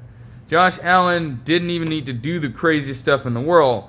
He had just a combined 170 yards on 63.2% completion and 3 total touchdowns with 2 rushing and within goal-to-go territory. But even with that being said, he would have a historical precedent here. He has the second most rushing touchdowns all time amongst quarterbacks after this game. And he also has the most games with at least 1 rushing and 1 passing touchdown in NFL history with 46. Hey, man. Again, it don't have to be pretty against the Panthers, but man, they just executed flawlessly. And that's all they needed in this one. Especially when you got James Cook putting together a damn 19-rush, 216-yard game with 2 touchdowns on the ground. And he honestly could have had more if he wanted to, if the Bills bothered to keep him in after that. Because he reached that mark way before the end of the third quarter. Fourth quarter hadn't even started yet, and he was on that pace. So who's to say? He could have been the first running back to get a 300-yard game in this motherfucker. That's neither here nor there. Khalil Shakir would have 6 receptions for 88 yards and a touchdown, while Keon Coleman had 3 receptions for 30 yards. As for the Panthers, yeah, man. 175 yards on 66.7% completion for Andy Dalton and an interception, while Rico Donnell would have 8 rushes for 54 yards, I should say. Chuba Hubbard also had 12 rushes for 34 yards and a touchdown. Not the greatest output, but it is what it is. And they were very limited in terms of their receivers as well. Tay Tyrell and Macmillan had 7 receptions for 99 yards. And Jalen Coker, the tight end, had 3 receptions for 36 yards. But outside of that, nobody else got over 20. So I was like, damn, that ain't going to really take you that far. Christian Roseboom had a 12-tackle game in this one with 7 solo tackles and 2 tackles for loss, along with a pass deflection. They just completely demolished them. What more can I say? Moving on to the Texans and the 49ers. Looks like the Texans just wanted to take out some frustrations, okay? They had C.J. Stroud get so banged up last week. And to think that, again, they legitimately dominated the turnover battle, yet lost the game in that fashion. Oh, they definitely wanted to turn that shit around this week. And they would. Although, again, anytime you get in a situation where you take off damn near 10 minutes off the clock to open up a game and you don't score, that's just got to be one of the worst feelings out there. Truly. But they would get the field goal in, and they would hold the 49ers in check for quite some time. I mean, even with them being as formidable as they have been, even with Mac Jones being under center, they didn't do anything for the longest time. Meanwhile, the Texans would spot themselves another field goal. Winnie Marks actually got a 50-yard catch on this drive, just straight up out of the backfield. That man is just so fucking elusive and shifty as a receiver out of the backfield. I tell you, man, it's scary how sharp he fucking cuts. They sting you every fucking time. And that would be no different on that play. The Texans would also get themselves a touchdown with the Iowa State men getting involved. Jalen Noel would have a 44-yard catch early in the drive, and Jaden Higgins would finish it off with a 12-yard touchdown catch of his own. The 49ers would have yet another 3-and-out on this drive, leading the Texans to drive down the field valiantly, but settle for a field goal of their own. And before you knew it, one fateful return from none other than Brian Robinson Jr., tacked on with the penalty, would put the 49ers in a very great position. And before you knew it, in less than a full 2-minute drill here, the 49ers would find goal. They would get George Kittle open in the end zone for his touchdown catch and his return. I mean, I guess when you looked at it that way, this interception might not have mattered all that much. But at the very least, the Texans could say that they had the advantage in this game. I mean, hell, they forced another 3-and-out before taking off strategically a huge chunk of clock on what would be a 12-play, 94-yard drive that lasted a little over 6 minutes. Just balancing in between getting some short yardage gains and then strategically taking what the defense is giving you at a moment's notice. And all that dinking and dunking, as you will, set up a dime over to Isiah Hutchinson for a 30-yard touchdown to give the Texans even more of an advantage here. Now, the 49ers at least would not initially go down with a fight. They would hang in there, and they would damn near shorten this into single possession territory. They got right there, and Jake Tonjes would punch it in from 2 yards out on a catch of his own. They also managed to get the 2-point conversion. And, I mean, this was the fourth quarter they were entering. At this point, you could afford to trust your defense. And that would be right. I mean, they held the Texans to just a field goal. So this is still very winnable for San Francisco here. But you would just have a slugfest. You went punt and punt. And then even with forcing the Texans into another punt, it wasn't enough because this would be a brutal interception right here. I mean, this was looking promising. You had Kendrick Bourne and Christian McCaffrey make a few pivotal catches on this drive before getting inside the Houston 30-yard line. And again, without watching this one, I'm not really sure who he was targeting.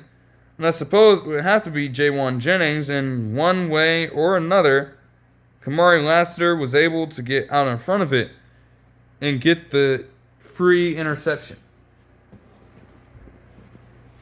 And this was nearing the 2-minute warning when this happened. Drastic turn of events.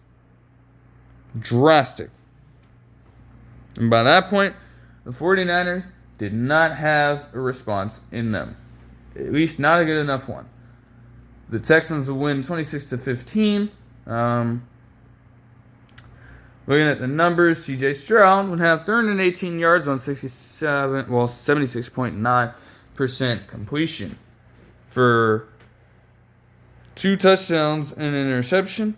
Marks would have a combined 15 touches for 111 yards. Nick Chubb also had 17 rushes for 56 yards. Isiah Hutchinson had 5 receptions for 69 yards, and Jalen Noel had 5 receptions for 63 yards. As for the 49ers, Mac Jones completed just 59.4% of his passes for 193 yards, 2 touchdowns, and an interception. Christian McCaffrey, even with the Kittleman being back, he was held in check to 25 yards. It has most certainly got to be a season low in that aspect. He was still a threat in the receiving game. Jalin Jennings would have 4 receptions for 45 yards. Kendrick Bourne would have 3 for 44. George Kittle would have 4 for 43 and a touchdown. And Christian McCaffrey would have 3 receptions for 43 yards as well. At least it looks as though they got one of their guys back, although this is a young one. I see Jordan Watkins, the rookie out of Ole Miss, had a catch in this game. So they must have been available. And it's like, that's pretty cool. That'll be interesting to see. Tatum Bethune continues to go out with 14 tackles. And Malik Mustafa also had 12 tackles and 6 solo, while D. Winters had 11 tackles and 7 solo. Okay, moving on to the Giants and the Eagles. And, oh, man, they did exactly what they should have fucking done the first time. It took them long enough. Man, yo, literally, 1 65-yard rushing touchdown from Saquon Barkley to open up the game. And at that point, you already knew the shit was over. Oh, my goodness. It was all Eagles. No question about that. He would keep it going on the next possession down the line, getting a receiving touchdown of his own. Man,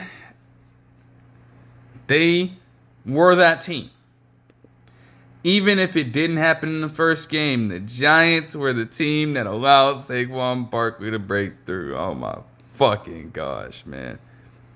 And it wouldn't even last the whole time, but once they got that momentum established, there was no turning back for the Eagles.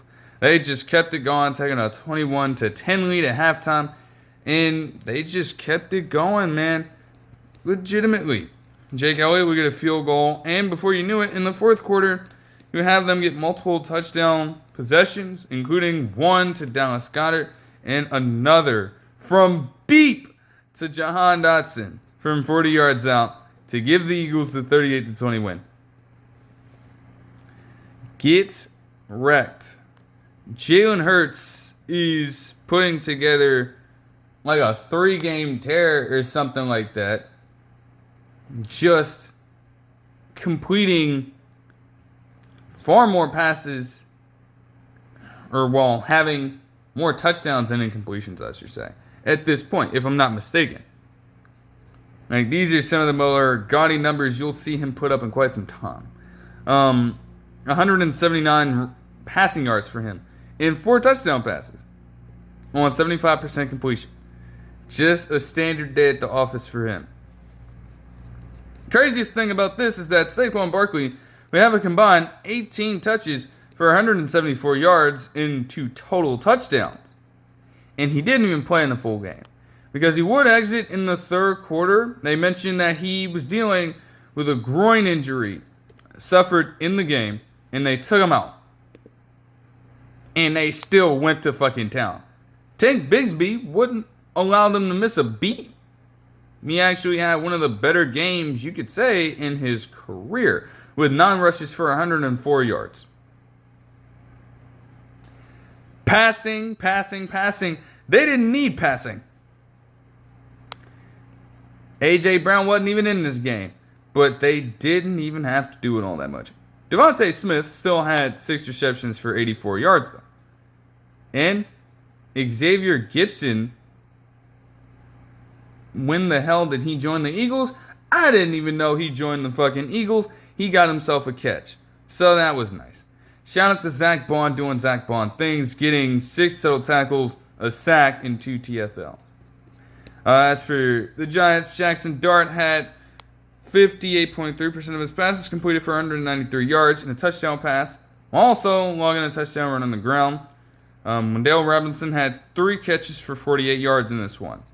And there is a different development from this game that I'll get into in a second. But we're going rapid fire, because a lot of these different games are just, well, let's take this Pats-Browns game, for example. And I am about to go ahead and talk about the full game per se, because we get an idea of what happened. But I do want to address this shit from Myles Garrett, because, from what I did see in post, they show a graphic for him stating that he had a career high 5 sacks in the game. Okay? Definitely something of historical precedent, and it shows you just how dominant of a player he is individually. But as they're showing that graphic, they also show this man completely getting frustrated on the sidelines because of another loss. Another devastating loss this season. And again, yes, tensions are going to reach a high at that point when you do that damn much in one game and you still fall way shorter than you could have imagined. Believe me, I get it from that perspective. But there's an even larger issue at play here. And we figured this from the very jump. If you are Myles Garrett in that situation, you knew that since you had entered the NFL, you knew that they were not a winning organization. You had a chance earlier in the offseason to leave, and yet you chose to stay as soon as they forked over a contract that made you, at the time, for a brief period of time, the highest paid non-quarterback and defensive player in NFL history. You chose the money over a chance to go elsewhere and win. And ultimately, the team has shown you that they are exactly what they are. That decision, that choice, all came down to your volition. You chose this. You chose that path for your career. So yeah, you're going to naturally be frustrated after a loss like that. But you can't be surprised at the outcome when this has been consistent since you've been a rookie. You thought that was just going to magically change in an offseason where they didn't even really make any crazy moves like that, and a lot of the damn losses had to do with them losing quarterbacks for the season, losing Deshaun Watson, losing Kenny Pickett, and having to rely on a couple of rookies to right the ship. That's the situation that you found yourself in. And yet again, instead of jumping ship right then, right there, you still chose to thug it out with the team. So you got to take the good with the bad. You made that fucking choice to get even more prosperity for you financially, rather than going to a team who have put your talents to great use. For as great as Myles Garrett has been in his career, you know how much of a fucking crumb it is to sit here and say that right now, and as it probably stands for the rest of this season, he would have had only one playoff appearance in his NFL career. Only one. And again, you chose that over going to a contender when you had the chance. That is on you. There's no other way you can put that. And even with his individual effort, everything else on that defense, aside from Denzel Ward's position, is up for question a little bit. Although, yes, you do have to take into account some other injuries like Jeremiah Owusu-Koramoah's earlier, before the season even started. That's fair. That's fair. But the Patriots dominated their asses in this game. Even with Drake May having, by comparison, one of the worst performances he could have had by simply just throwing a fucking interception in this game. Believe that.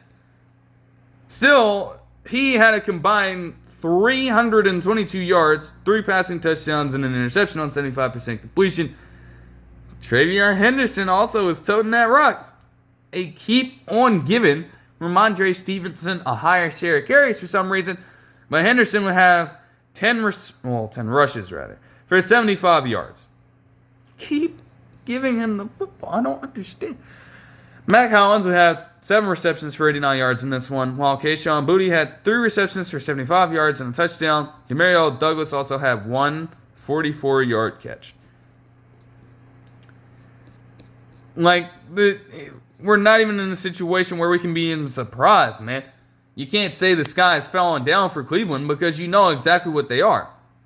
But it's getting wild. Dylan Gabriel just continues to go through it. 2 touchdowns and 2 interceptions on 4.5 yards per pass attempt and 60% completion for 156 yards. It just was not enough. Although, again, you do have to give credit to the Patriots defense as well. They are not slouches. We know this already. Malachi Corley, the former Jet receiver, was their leading rusher on a single carry. They ate Quinshawn Judkins alive in this game. Just 2.1 yards per carry from him after that hat-trick performance last week. And then not to mention, too, even though both tight ends would lead the way for the Browns, combining for 10 total catches and 99 yards and 2 touchdowns between them, even that's getting a little interesting now. There are multiple reports going out and alluding to the notion that David Njoku can be traded.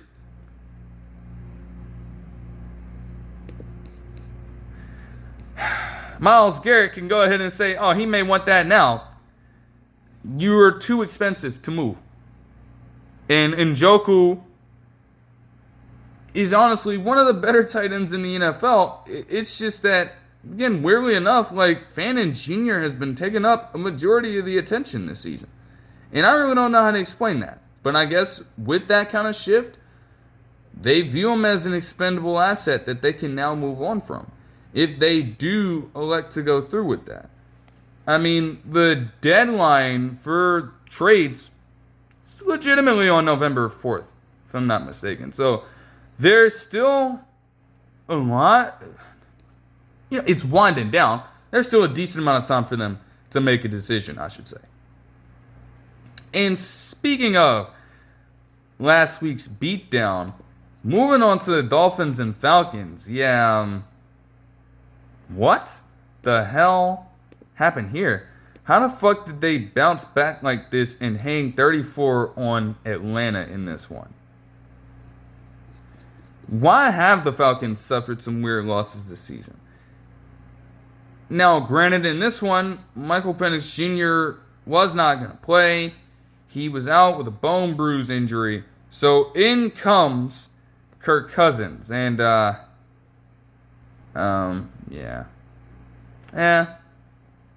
What did you expect? What I couldn't have expected, looking at the numbers, because again, there's nothing to really write home about this game from the Falcons' perspective, but it is a little telling that the Dolphins, in their front seven, were able to hold Bijan Robinson, at least when it came to him being a runner of the football. They held him in check. Yeah, just 9 rushes for 25 yards in this one. Very slow day for him. He still would have a few other catches, generally speaking, to help him get some more scrimmage yards. But by that point, it's like, damn.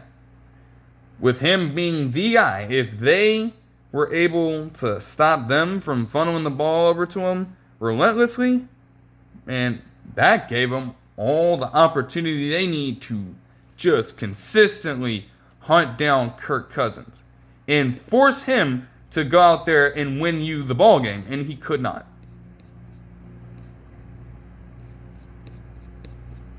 I don't think that the Dolphins can keep this up consistently, but it is a good thing to see that at least for one game this season, they find their offense. I saw this in post.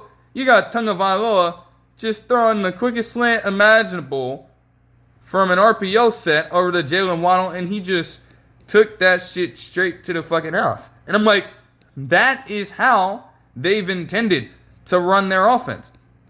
That is exactly how they envisioned it. And the fact that they've gone so long without really being able to implement that is a little wild. It is something that still needs a fundamental change.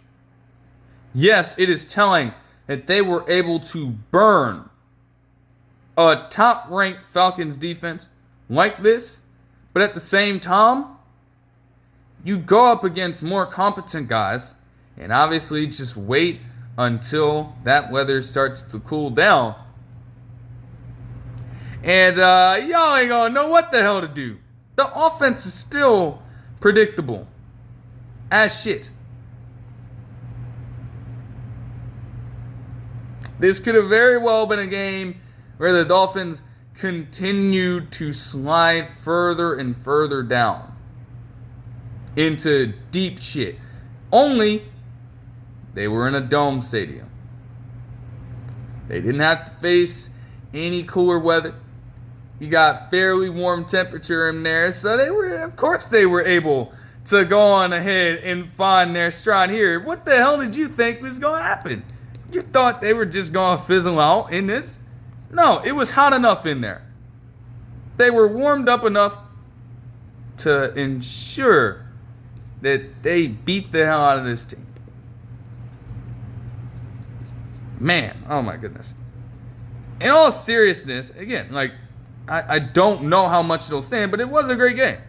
Overall, for them at least. Tagovailoa had 205 passing yards and 4 touchdown passes on 76.9% completion. As a whole, they had 141 yards as a team on the ground. Jalen Waddle led the way with 5 receptions for 99 yards and a touchdown. Malik Washington had 4 receptions for 36 yards and a touchdown, the wide receiver. Devon Achane would have 5 receptions for 24 yards out of the backfield and a touchdown as well. And Ollie Gordon II, the rookie, would also get a 20-yard touchdown catch as well. Top 4 receivers all having touchdown catches. It's actually pretty interesting as well. All right, moving on to the Bucs and the Saints.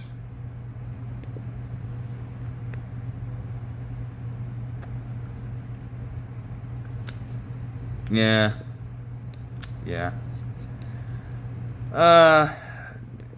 What's new? What is new in New Orleans? What is new? I mean, it just, you can't make half this shit up. They start out the game with Spencer Rattler getting sack fumble and you have a constant stalemate. It got so crazy to where the Saints defense actually held the Bucs in check. You want to talk about bending but not breaking. How about allowing them to go on a 91-yard drive that took 10 minutes and 19 seconds off the clock and still pulling a goal line stand out of your ass? Only to throw a pick six to Anthony Nelson in a matter of a couple fucking plays.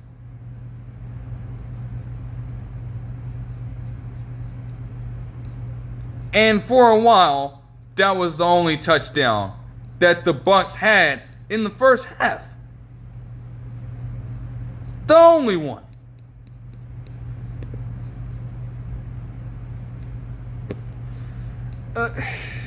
Man, they really believe too, because it got bad enough to where it's like, okay, hey, maybe we're going to try our luck with Tyler Shuck, 26-year-old rookie quarterback. Maybe he's got something for us. He was touted as his NFL-ready quarterback in the combine. Maybe he's got something for us. Same shit.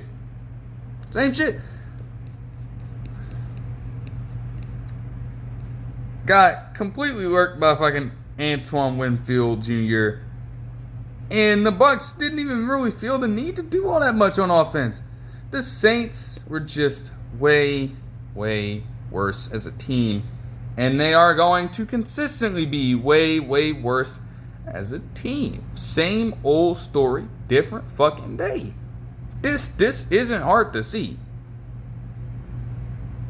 Like, it's like Baker Mayfield. Yo, he didn't even have to play that well. He had just 152 yards on 62.5% completion.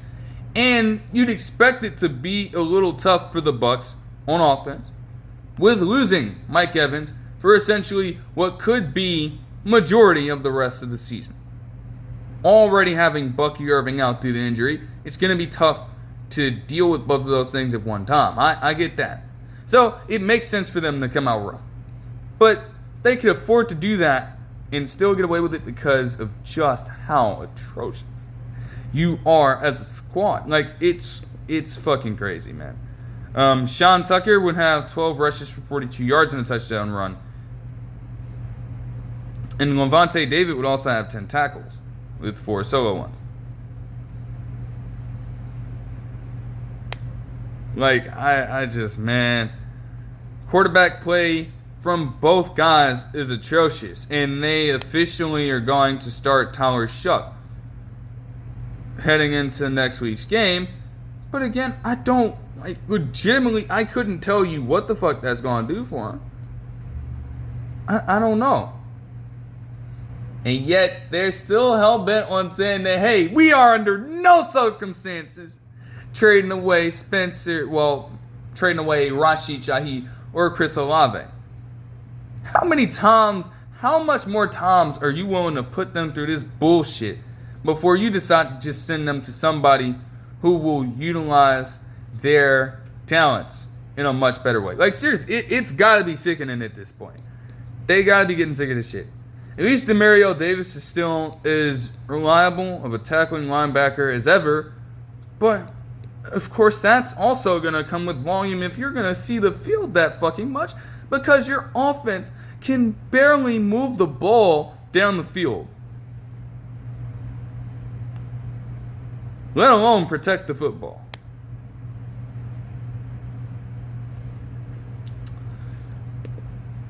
Moving on to the Broncos and Cowboys. Is always gonna be a great day when the Cowboys lose. And they got beat bad. Very bad. Without even watching a single part of this game. I'm tracking the shit and my jaws drop. Now again, yes, the Broncos defense is tremendous. And you knew that was going to be a struggle for this Cowboys offense to deal with entering this game.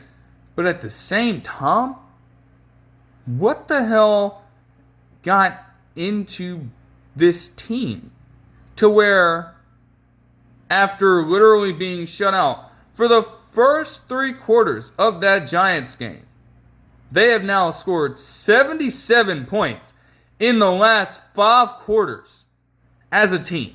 That is an insane tear of epic proportions. Unlike something that you will consistently see.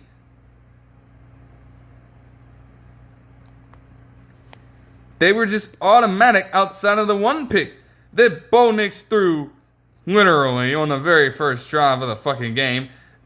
That wouldn't come to matter too much, now would it? That man still had 247 passing yards on 65.5% completion of 4 touchdown passes.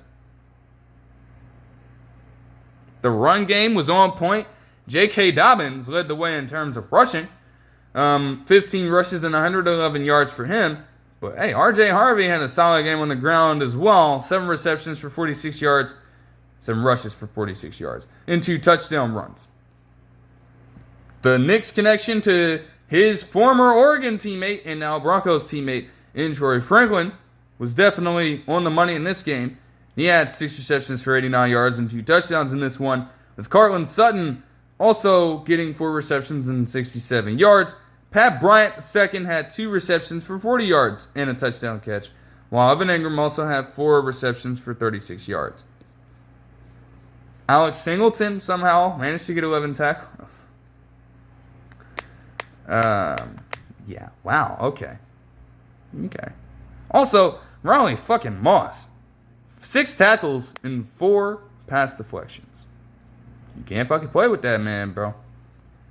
And as for the Cowboys, Dak Prescott completed a season-low 61.3% of his passes. Think about that shit for a second. With so many other quarterbacks in the NFL right now repeatedly getting far lower than that on a week-to-week basis and yet finding different ways to get away with it. And 188 yards with 2 picks. Definitely not his finest outing. But again, this is where the shit kicks in. And where, like, I don't know how many more times I gotta say this shit, but I'm just gonna say it. You can't expect Dak Prescott to be on his A game on a week-to-week basis. He is one man. And when you tie it all back together, this centers right back to the defensive issue. You can't run the football, which they averaged just 3.5 yards per carry in this game. I don't care if they got over 100 yards. You can't run the football when it matters. You can't rush the passer. You can't stop the fucking run. It's your damn fault, Jerry. It's your fault. And then there was something about him calling out the team or something after the game. Nigga, you caused this shit. You can't call them out. You've put them in this very predicament. Yes, they have to go out and execute. From that standpoint, that is something that is in their control. But you fucked up on the personnel decisions, my boy. To make sure that they were weaker in some of these regards. You can't then go out and be surprised by such a beatdown. You can't. George Pickens had 7 receptions for 78 yards. CeeDee Lamb had 7 receptions for 74 yards. And Jalen Tolbert had 2 receptions for 47 yards and a touchdown catch.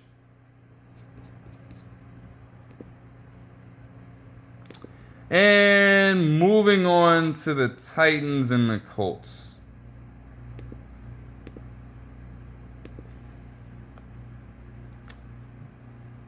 Yo, if you ain't saying that Jonathan Taylor is back, you gotta wake the fuck up. Another 3 touchdown performance from him. The 4th that he's gotten this season in just 8 games. And he, by the end of this one, would have more total touchdowns as a player than 5 different NFL teams. He is a fucking madman this season. And the Colts are just continuing to roll. to see that they are 7-1 right now with Daniel Jones at the helm through essentially the halfway mark of the season is gotta be a pretty wild reality check to have. But they are doing this shit. They are unfazed right now. And again, if not for Adonai Mitchell doing that dumbass shit in the Rams game, and obviously protecting the ball in that one, there's a good chance they may very well have been undefeated. It's wild. They are doing everything they have to do. Special teams is sound. That defense is suffocating. And obviously, holding the Titans to 14 points, it's the Titans. You get that. But that still doesn't take away from what they've been doing over the course of the entire season. And this offense is just explosive as all fuck. Which again, get brought over Shane Steichen being a former offensive coordinator from the Eagles, and it looks like they are truly getting the best out of him as a coach right now.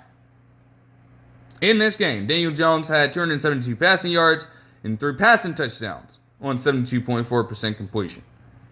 Jonathan Taylor had 12 rushes for 153 yards and 2 touchdown runs, including an 80-yard touchdown run on, if I'm not mistaken, what would be the very first play the Colts had from scrimmage in the second half.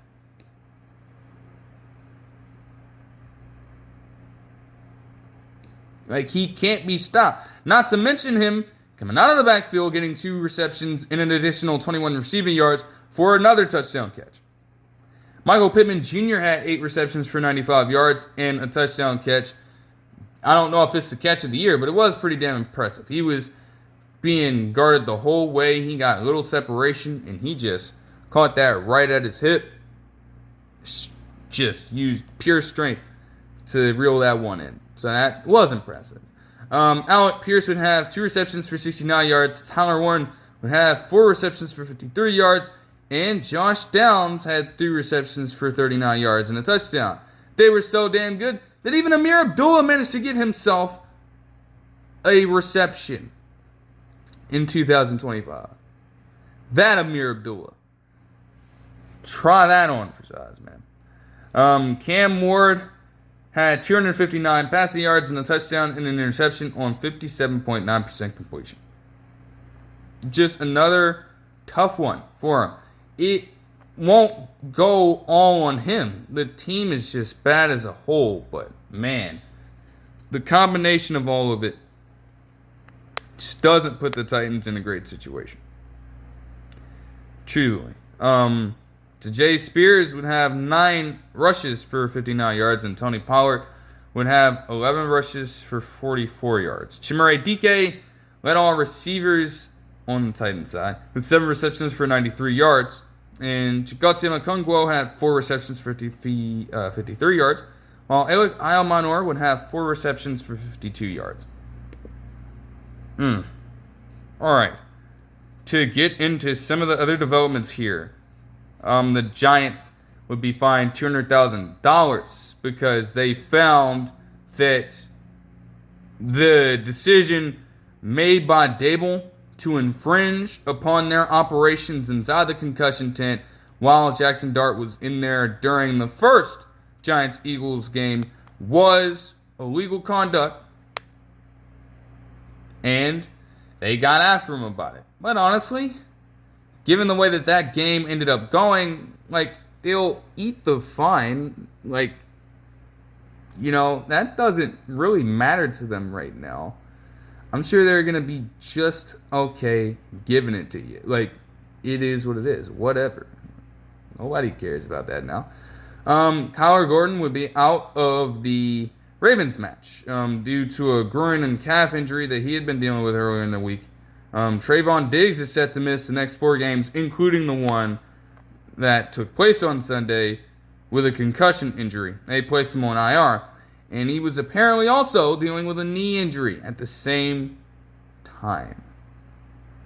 So it might be a while before he gets back out there. A.J. Brown, I did mention that one. But again, like I said, that was not an issue for them at all. Drake London would be out of the Falcons game with a hip injury. And I suppose you could argue that might have hurt them even more so than having Bijan Robinson get stuffed in the backfield repeatedly, time and time again. Like, I guess the jury's still out on just how good Darnell Mooney really is. And I suppose they wanted to test him. He did not win that battle. He did not ace that one. Jalin Hyatt would be out of the Giants game via a coach's decision before it. Jordan Poyer would be out with a knee injury. For a few injuries here that took place in the game, Trey Hendrickson suffered a hip injury and would be taken out of Sunday's action against the Jets. And as they continued to rally back in that game, they would have very much wanted to have him out there, but it was out of their hands. Rayshawn Jenkins would exit the Patriots game with a groin injury, unfortunately. And Cam Skattebo, possibly one of the bigger ones here, would suffer a dislocated ankle initially, and they put him out of the game. He was taken to the hospital, and I was trying to understand what the report specifically was. Because I'm seeing people say that he's out for the season, and you already have the NFL putting out rookie season highlights for the man, but then you also have sites like ESPN stating that his estimated return would be December 1st of this year. So I was really confused, but more clarity would come. Not only would they rule him out for the season, and not only would they state that this ankle injury was the case, but he also, according to Ian Rappaport, had a fibula fracture and a deltoid ligament rupture. So it was way worse than we initially thought, and promptly, he's going to need all the time he can get to recover from that trio of injuries. Similar case with a lot of different people here. You hope that they can, over time, get their bodies right and get back to operating generally first before even worrying about getting out on the football field. But it's just tough for Skattebo in that situation. Because, man, the Giants as a whole, like, you got to look at it. They were finding some shit, man. And just like that, that could potentially be gone for the time being.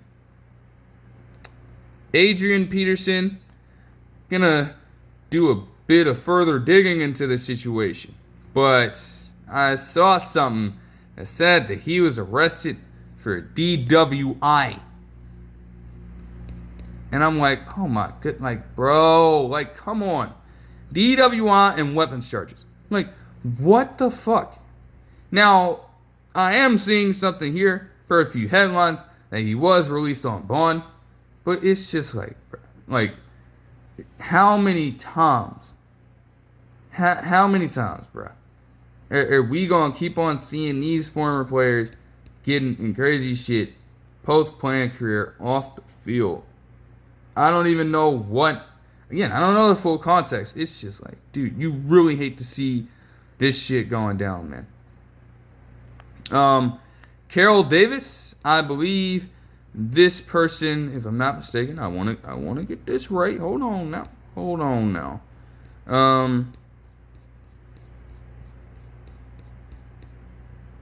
The widow of Al Davis. Yes, okay, that's true. She would unfortunately pass away at the age of 93. To just add even more eerie coincidence to it, if that's what you want to call it, I think Al Davis himself, if I'm not mistaken, was nearing that age at the time of his death as well. Oh, I'm definitely wrong. Oh, never mind.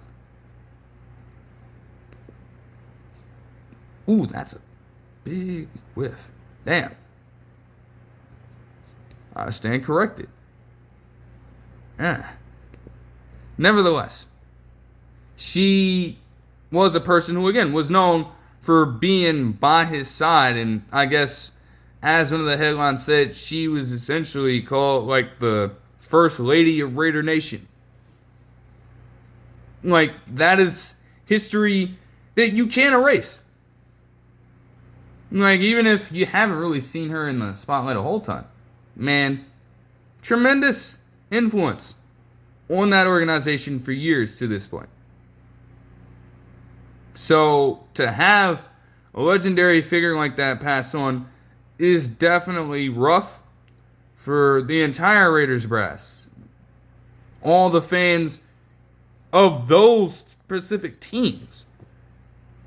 It just, it is not good. I don't know how her family would be taking this. Because obviously Mark, the owner, is the son. So that's got to be a very, very interesting situation to deal with right now. But we'll see how they carry this out moving forward. They might have different ways of honoring her before they continue on playing. We'll see if that happens. That could be an interesting thing to follow up on. Tyler Lockett, speaking of the Raiders, and this is just like, oh my goodness, yeah. As I continue to say throughout this time, if they actually plan on moving on from Jacoby Myers, because his ass still said, yeah, he still wants to be fucking traded. You don't want to deal with this shit no more, man. I'm not going to lie to you. The Raiders haven't budged this whole time. But if something does change and they do decide to move on from him, this move makes more sense. Yet, Tyler Lockett chose to go from a Titans team that barely utilized him at all to a Raiders team that is not contending and that will probably do the same thing to him, even if Geno Smith is the quarterback. It's just a really weird move that I don't understand from.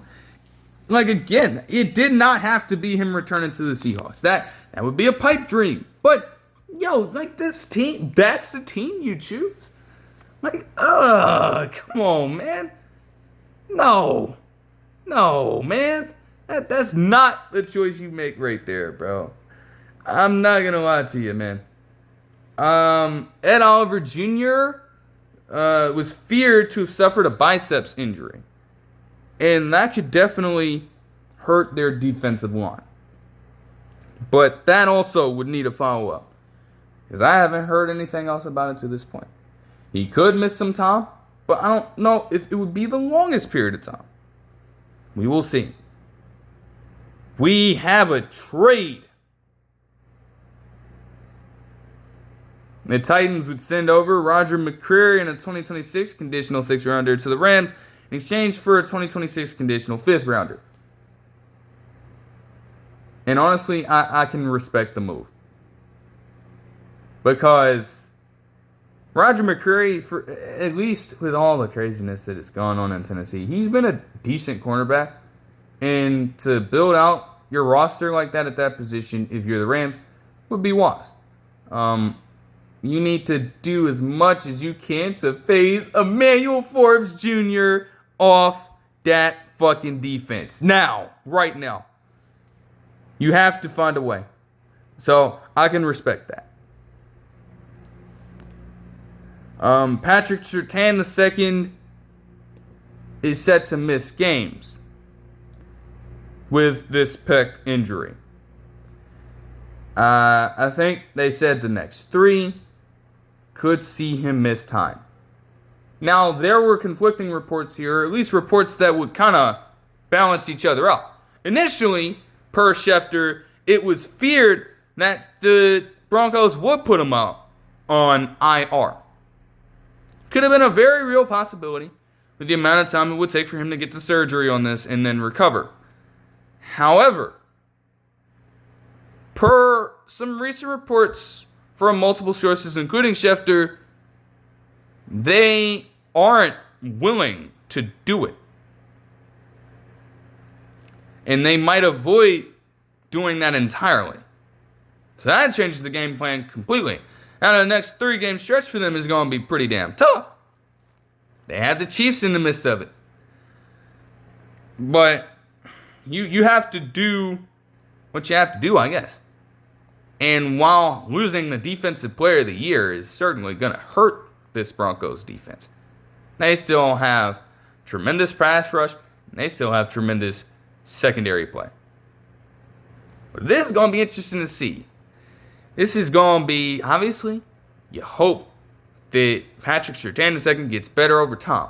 But this could be a tremendous opportunity, when you think about it, for rookie John Barron out of Texas to get some more reps in this defense and prove to Vance Joseph and that unit what he has in store as a player. That could be a perfect time to do it. You might not have many other choices. I wouldn't mind seeing him get at least some exposure out there. It could be good. It could be a little bad. You have to rock with it. You have to give him a chance. You drafted that man in the first round for a reason. You may as well let him go out there and show you what he's capable of. George Atkinson, former safety with the Raiders, would also pass away earlier this week at the age of 78, just continuing a rough stretch for older Raiders brass. Man, it is, yeah, I really, man, wow, bro. Yeah. Per this headline, though, his cause of death hasn't been revealed yet. That is also going to need a serious follow-up. It is just, it's tragic stuff. The Steelers would sign Marquez Valdes-Scantling at the wide receiver position. Good luck with that. While also ruling out DeShon Elliott for the entire rest of the season. Which, again, it just, I wouldn't encourage you to look back at that injury again. It was that fucking bad. So I can see why they would let him get all the rest in the world. There is no way he was going to play again, unfortunately. The Patriots would get a pretty cool extension going. They signed Marcus Jones to a 3-year contract. No information on what the details of it are, but he deserves it. Like I said, one of the more underrated cornerbacks in the NFL. But he just does a lot of everything. Even with him being somewhat undersized, when he's going up against some of these wide receivers, it doesn't fucking matter. Doesn't matter, man. He's a pretty damn good cover guy. He can get down and gritty for some tackles. He can play zone exceptionally well. And his skills as a potential wide receiver at times, although they haven't really tried to do all that this season because they've filled out their wide receiver core in a much better way compared to years past. But he could still do that from time to time. And not to mention as a return man. The man is one of the best in the league on that front. From Marcus Sherrills at the cornerback position to Marcus fucking Jones. You have to respect that. I love the deal. I do. Isiah Pacheco would be week to week due to a right MCL sprain. And we'd have a couple more trades yesterday. With the Patriots being involved in both. First, they would send Kyle Duggar and a 2026 7th rounder to the Steelers in exchange for a 2026 6th rounder. Makes sense. On both sides, they've been trying to get rid of Kyle Duggar, I guess. Or at least they've been just phasing him out of their lineup for quite some time. So this was inevitable, I suppose. And they love the contributions that they're getting from their existing safeties right now, including rookie Jalin Hyatt. So they could live with doing this. The Steelers desperately need it. Now with having DeShon Elliott out for the season, and also I think Jabril Peppers was hurt. And when you look at it from that perspective, Duggar's kind of similar to Jabril Peppers in that regard, not completely. But when you're looking for run support, oh man, Kyle Duggar in that fucking box is going to give you some fucking run support. Good luck with him trying to cover people. That's a different story. That's been a different story for him throughout his career. But, man, this could be very interesting for the Steelers to take on. This next trade was a bit more inconsequential.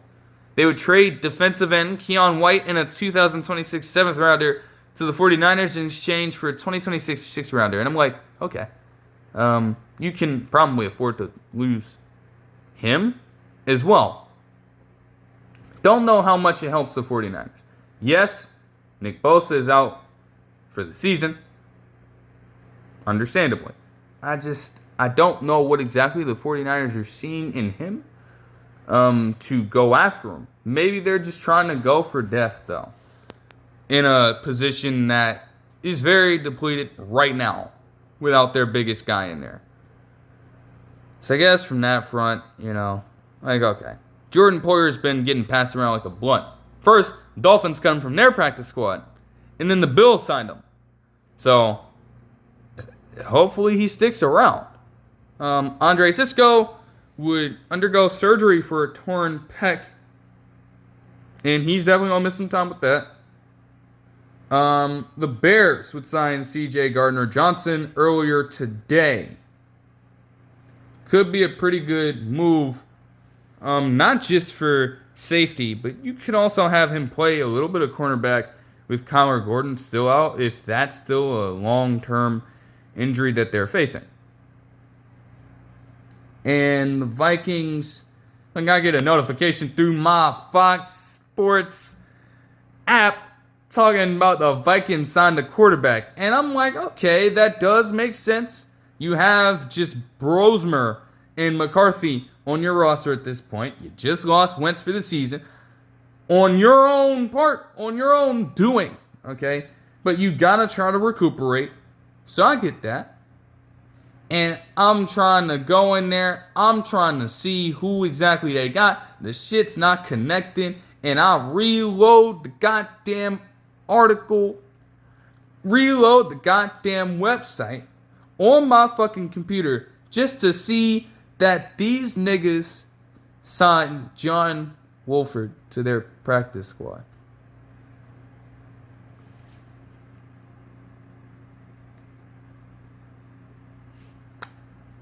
That's your fucking move? That's your ace in the hole. Potentially calling up John Wolford in relief. You laid Carson Wentz out there to slaughter, and the next best thing you could do once he goes down with a season-ending injury is to go out and get John Wolford. Need I say more? Like, you're tripping. You're tripping so fucking hard right now. There's no shot in hell, bro. Come on, man. Are we being serious? Oh yeah, even more stuff. I think this happened yesterday. They just sent a different notification through my phone talking about it. The Seahawks signed Velus Jones Jr. to their practice squad as well. What the fuck do you need Velus Jones Jr. for? You done seen what this man has done as a punt returner, kick returner in the past? Why the hell did he even bother taking a chance on? I don't understand. I don't get it. But I do get this and absolutely applaud it. The Lions would go big. Aidan Hutchinson's been off to a much healthier start this season, and that was all that it took for them to cash in. They would sign that man, as I'm recording this video, to a 4-year, $180 million contract extension. You talk about big money. That is huge, but he deserves it. The 25-year-old Michigan man himself has been off to a great start in his NFL career, the injury from last season aside. 34.5 sacks in 46 games is pretty fucking good pace. And if not for that injury last season, chances are that he would have been a Pro Bowler last season. He's on Pro Bowl pace this season, notching 6 sacks in 7 games, along with 4 forced fumbles and a fumble recovery. Just an absolute fucking beast on that side. And man, it was literally a storybook kind of introduction in his NFL career. The moment that man came from being born in Michigan, going to fuck that damn team, but going there, having a successful career there, entering the NFL draft to be drafted by his hometown team, and he's balled the fuck out. Year in, year out. It hasn't changed to this point. And yes, when you give out money like that, you're projecting. You are projecting. But Aidan Hutchinson, when he's been healthy, and that could have been a scare for sure, but he's shown you enough consistency to this point for you to live with that. And I can't hate on that at all. I can't. It's like, you cannot write a better story than that. You just can't. And for what looks to be the last development here, apparently Marcedes Lewis is signing the Broncos practice squad. He would be the oldest tight end ever to play in an NFL game in the modern era if he does get called up. I don't really know what the chances of that would be, but he'd probably be utilized as a blocker. This has been consistent with them throughout his entire career. You know, again, he's not a player, like, he's had this kind of, you could call it longevity, you could call it a little bit of luck. He's been here for a long time. He's been here for a long fucking time. Let's call it what it is right now. And yeah, I mean, his numbers, when you look at them, are not going to blow you away. They just won't. But, like, just, that's something you can't really not be impressed with. Honestly. Because even in just consistently being a blocker over these years, that's going to put some crazy kind of wear and tear on your body. And yet, they still feel that he might have just a little more in him to last for just a little bit longer in the league. And again, when you typically see that NFL careers on average finish or end at a far earlier rate in like the first 3 to 4 years, to see this man going on year 20 at a demanding position, that's pretty crazy stuff. But that'll do it for this one. I hope you guys enjoyed the video. I mean, hey, look, at least, even though watching the games live would have been much better, for the very first time, I can at least say, and I was able to get all the developments and all the game action into one video this season. That has not happened yet. So we'll take it. I hope you guys enjoyed it, and I will see you guys in the next one. Peace.